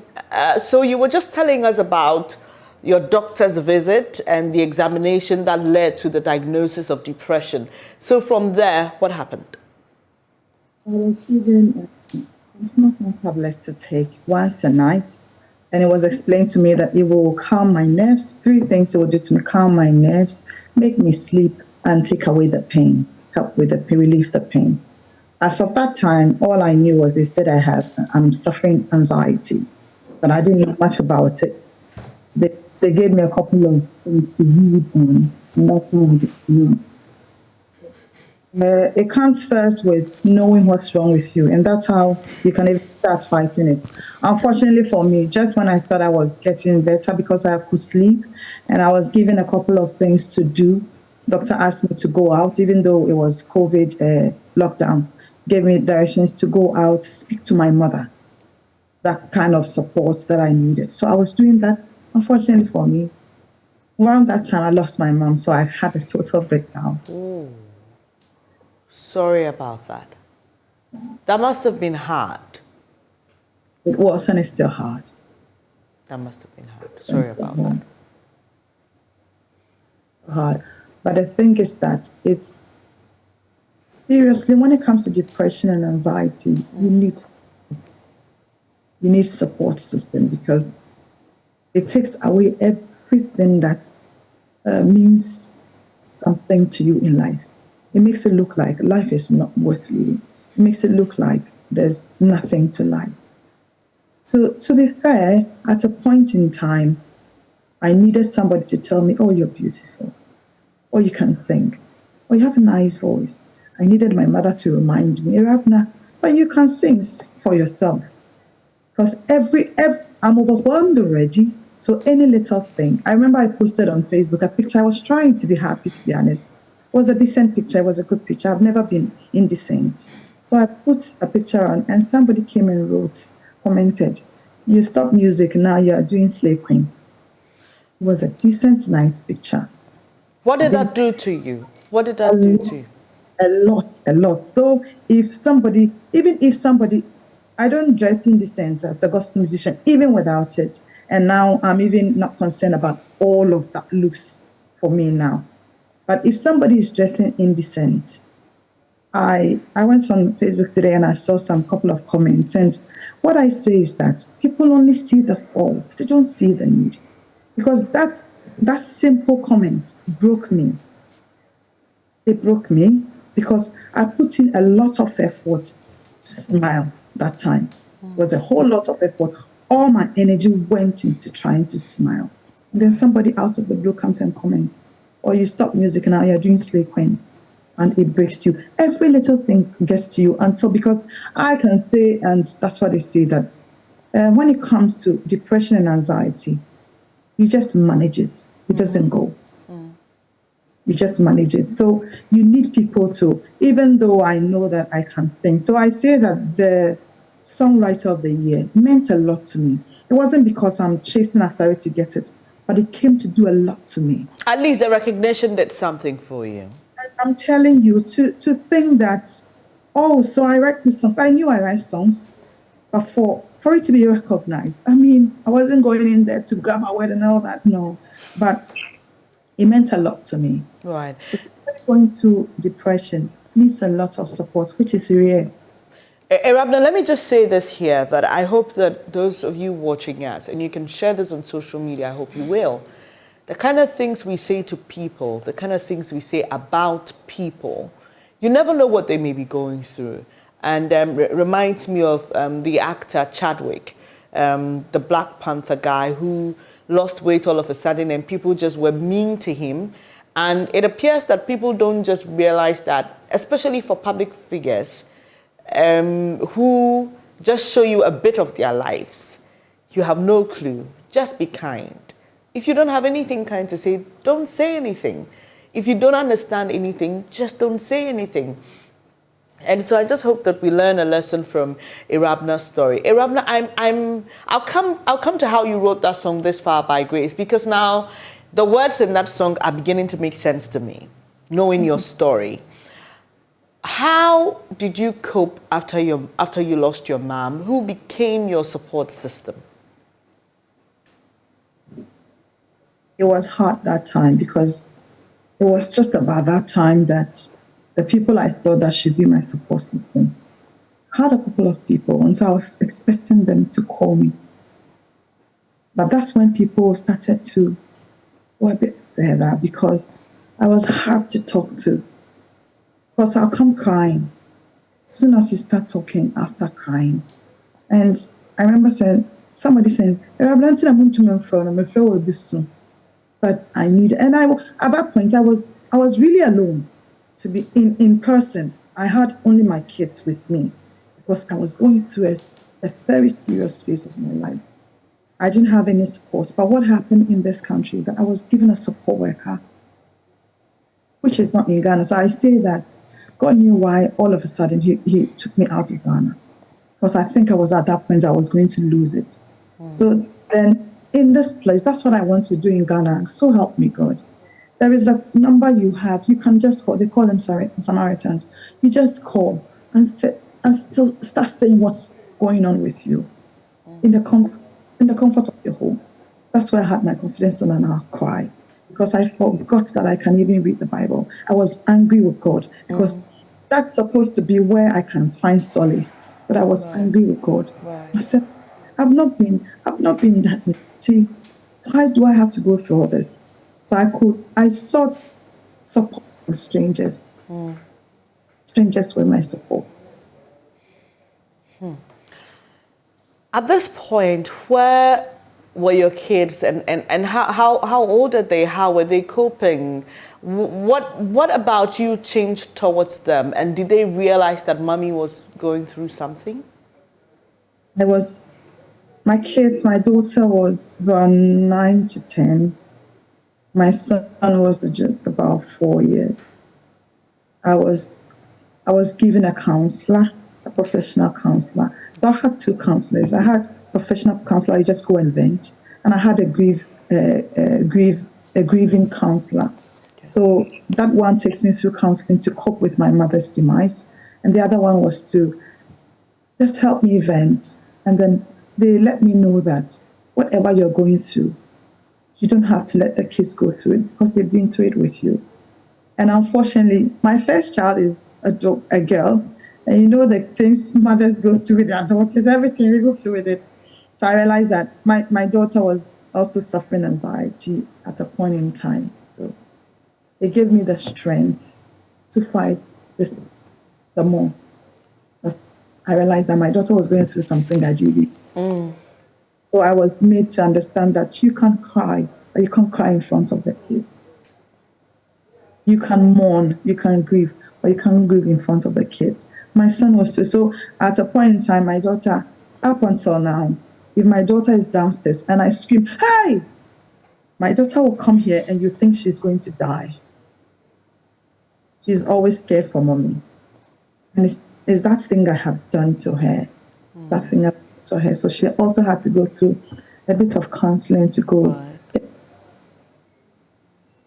It's a long, deep battle. So how many years, I mean, from the point when you started having anxieties, feeling depression, to the point of diagnosis and recovery, over how many years was that? I was diagnosed, I'll say, after 8 years. 8 years? That's a long time. But everything they were telling me was the symptoms of that condition. Okay. So, and I'm driving at a point. My colleagues in the office will tell you that I'm a strong advocate for mental health, wellness. And it's because I just started learning myself about mental health. I think that's the problem. And I have seen people who've had challenges, people who have eventually had full-blown bipolar symptoms. And when I speak to the psychiatrist, she tells me, oh, these are some of the things they start exhibiting. And sometimes it takes about 9 years before it blows up. And I was like, oh, if I knew about it, we could have intervened. Irabna, you're doing something. You want people, especially in Ghana, to learn more about depression, the signs. And I'm sure if somebody knew it earlier, it could have been, dealt with before it got out of control for you. Tell me more about what you're doing to make a difference. So I realized that the first thing I needed then was a safe space. Right.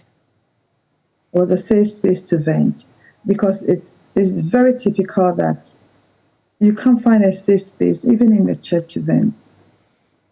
If you vent now, you're in trouble. You can't just say it. So I've become very open. Social media, phone. It's funny what people can call me and tell me. I have a couple of people early morning, I check up on them. And she'll ask me, am I going mad? And I said, oh, you're not going mad. I'm doing that because from the scratch, this is what I can do for now. Right. And I see that sometimes a bit of money, there are people that somebody called me and said, my husband is sick. And you realize that it is not just the sickness, but they're going through something, and now the husband is sick. And a few minutes, she calls and says, my daughter is sick. They said to me from the hospital, from the school. So imagine the situation. Right. Yes. And at a point in time, I was supposed to I could have just sent her money. But I was in Ghana, I told my manager, can we go there? He said yes. And I love the fact that they understand where I'm coming from. My management understand where I'm coming from. So we drove straight to the hospital.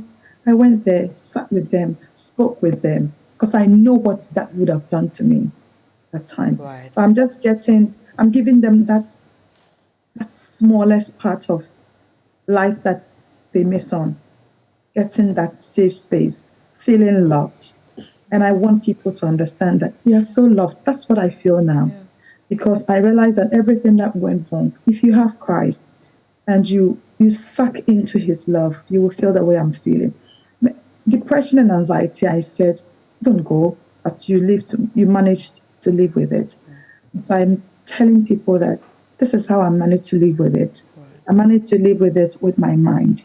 And the good thing is that it helps me to be more creative. Because when the battles of the mind, I say the battle of the mind is the fiercest. Because within a split of second, you can lose to it. Yeah. You can lose that battle and you yourself, you give up. So we see people, I go into people's inbox very much I go into your inbox, I see you post something, and I come into your inbox and I tell you that, can you not say it like that? Yeah. I see that, I don't know, maybe God was just taking me through this to make me a different person, because I have compassion and empathy that I wouldn't have had before. So when people are looking at the faults, I don't see it. It's not like I don't see that they are wrong, but I'm looking beyond it because I have been through it. I've insulted people before that I didn't want to insult them, but it was my coping mechanism. Okay. Because you can't break me all the time and go. That's what I say. So it was my coping mechanism. Some will be aggressive, and I see somebody, I'm looking at somebody now, my eyes are following the person, and I'm thinking it was their coping mechanism and it's hard to get out of it. I got to withdrawal. We have people who do withdrawal. So I was using withdrawal because I withdrew from everything, even my family. My only one was my mother. And even at that, if I realized that my mother was becoming too worried with my issues, so I wasn't. So withdrawal. So I'm not that person that would want to go into public too much. I see the need instead of the fault. Right. If somebody's all of a sudden posting, who will say rubbish on Facebook, I go into their DM and I speak with them. I call people and I made it open. So on TikTok, I'm supposed to follow you before you can send me a message, but I made it open. And I see, I love what I see. I go to interviews and I talk, and after it, my inbox is filled. Yeah. And like I'm talking to you, this is what I'm doing. Right. I want to take the opportunity to tell anybody going through a hard time that it is well. Right. It can only get better. Right. I say, look at my life. If I had killed myself, I would have missed on this. Yeah. See what God is doing through me. Yeah. This is what I'm going around and telling people, that life can get better with Christ. And I'm happy you're doing this at this time, because, I mean, quite recently on Joy FM, on the drive time, they were having a discussion about suicide, and a gentleman called in and said, I'm happy to call in now because I'm just about to do it. I got a rope, it's with me. I listened to it and I was crying. Yes. So these things are real, and I think that sometimes the feedback we get from people, someone called me and said, oh, is he not pretending? And I said, do you know what it takes for people to come out to tell you that I want to do this, I want to take my life? And I'm grateful that you're doing this. So you can reach out to Irabna. And also, we're seeing more effort from the Mental Health Authority, the Psychiatric Association of Ghana. And thank you, Dr. Ruth Owusu-Enchi. She's the president of the Psychiatric Association of Ghana. She's been doing well, speaking in churches. They're trying to gather people like yourself who've been through depression, anxiety, to come out and speak, so that people will see that you're not in isolation, okay? Just had a story on Tuesday of a woman who killed herself. She just had, I think, about a 3-week-old baby. Postpartum depression is real. Please be kind to mothers who've just had babies, because for some of them, it's a roller coaster ride. They just can't get their minds around it. And like Irabna just said, if you've been there before, sometimes it's just a little voice you hear that says, snuff out, just do it. Take yourself out. And it's just like that. Also, I listened to, again, Dr. Ruth Owusu-Enchi, president of the Psychiatric Association of Ghana, who made such a profound statement and said, why should you feel ashamed if you have a mental health problem? Somebody with a heart condition doesn't feel ashamed. The brain is just like your heart is another organ, which has chemical balances, which can go off, and that's why people may behave the way they do and all that. So please, let's stop the stigmatization. Mental health illness is something that can affect anybody. Irabna, we'll be wrapping up shortly, but I would just like for you to tell me the point at which you almost took your life and that of your kids. So that's suicide, murder, and what stopped you? So it was like a roller coaster for me right from the time I got pregnant with my daughter. My life changed. I was sick all through the pregnancy, and I wasn't enjoying the kindness that I was expecting to enjoy. So right from there, everything went down. And then the point I wanted to take my life,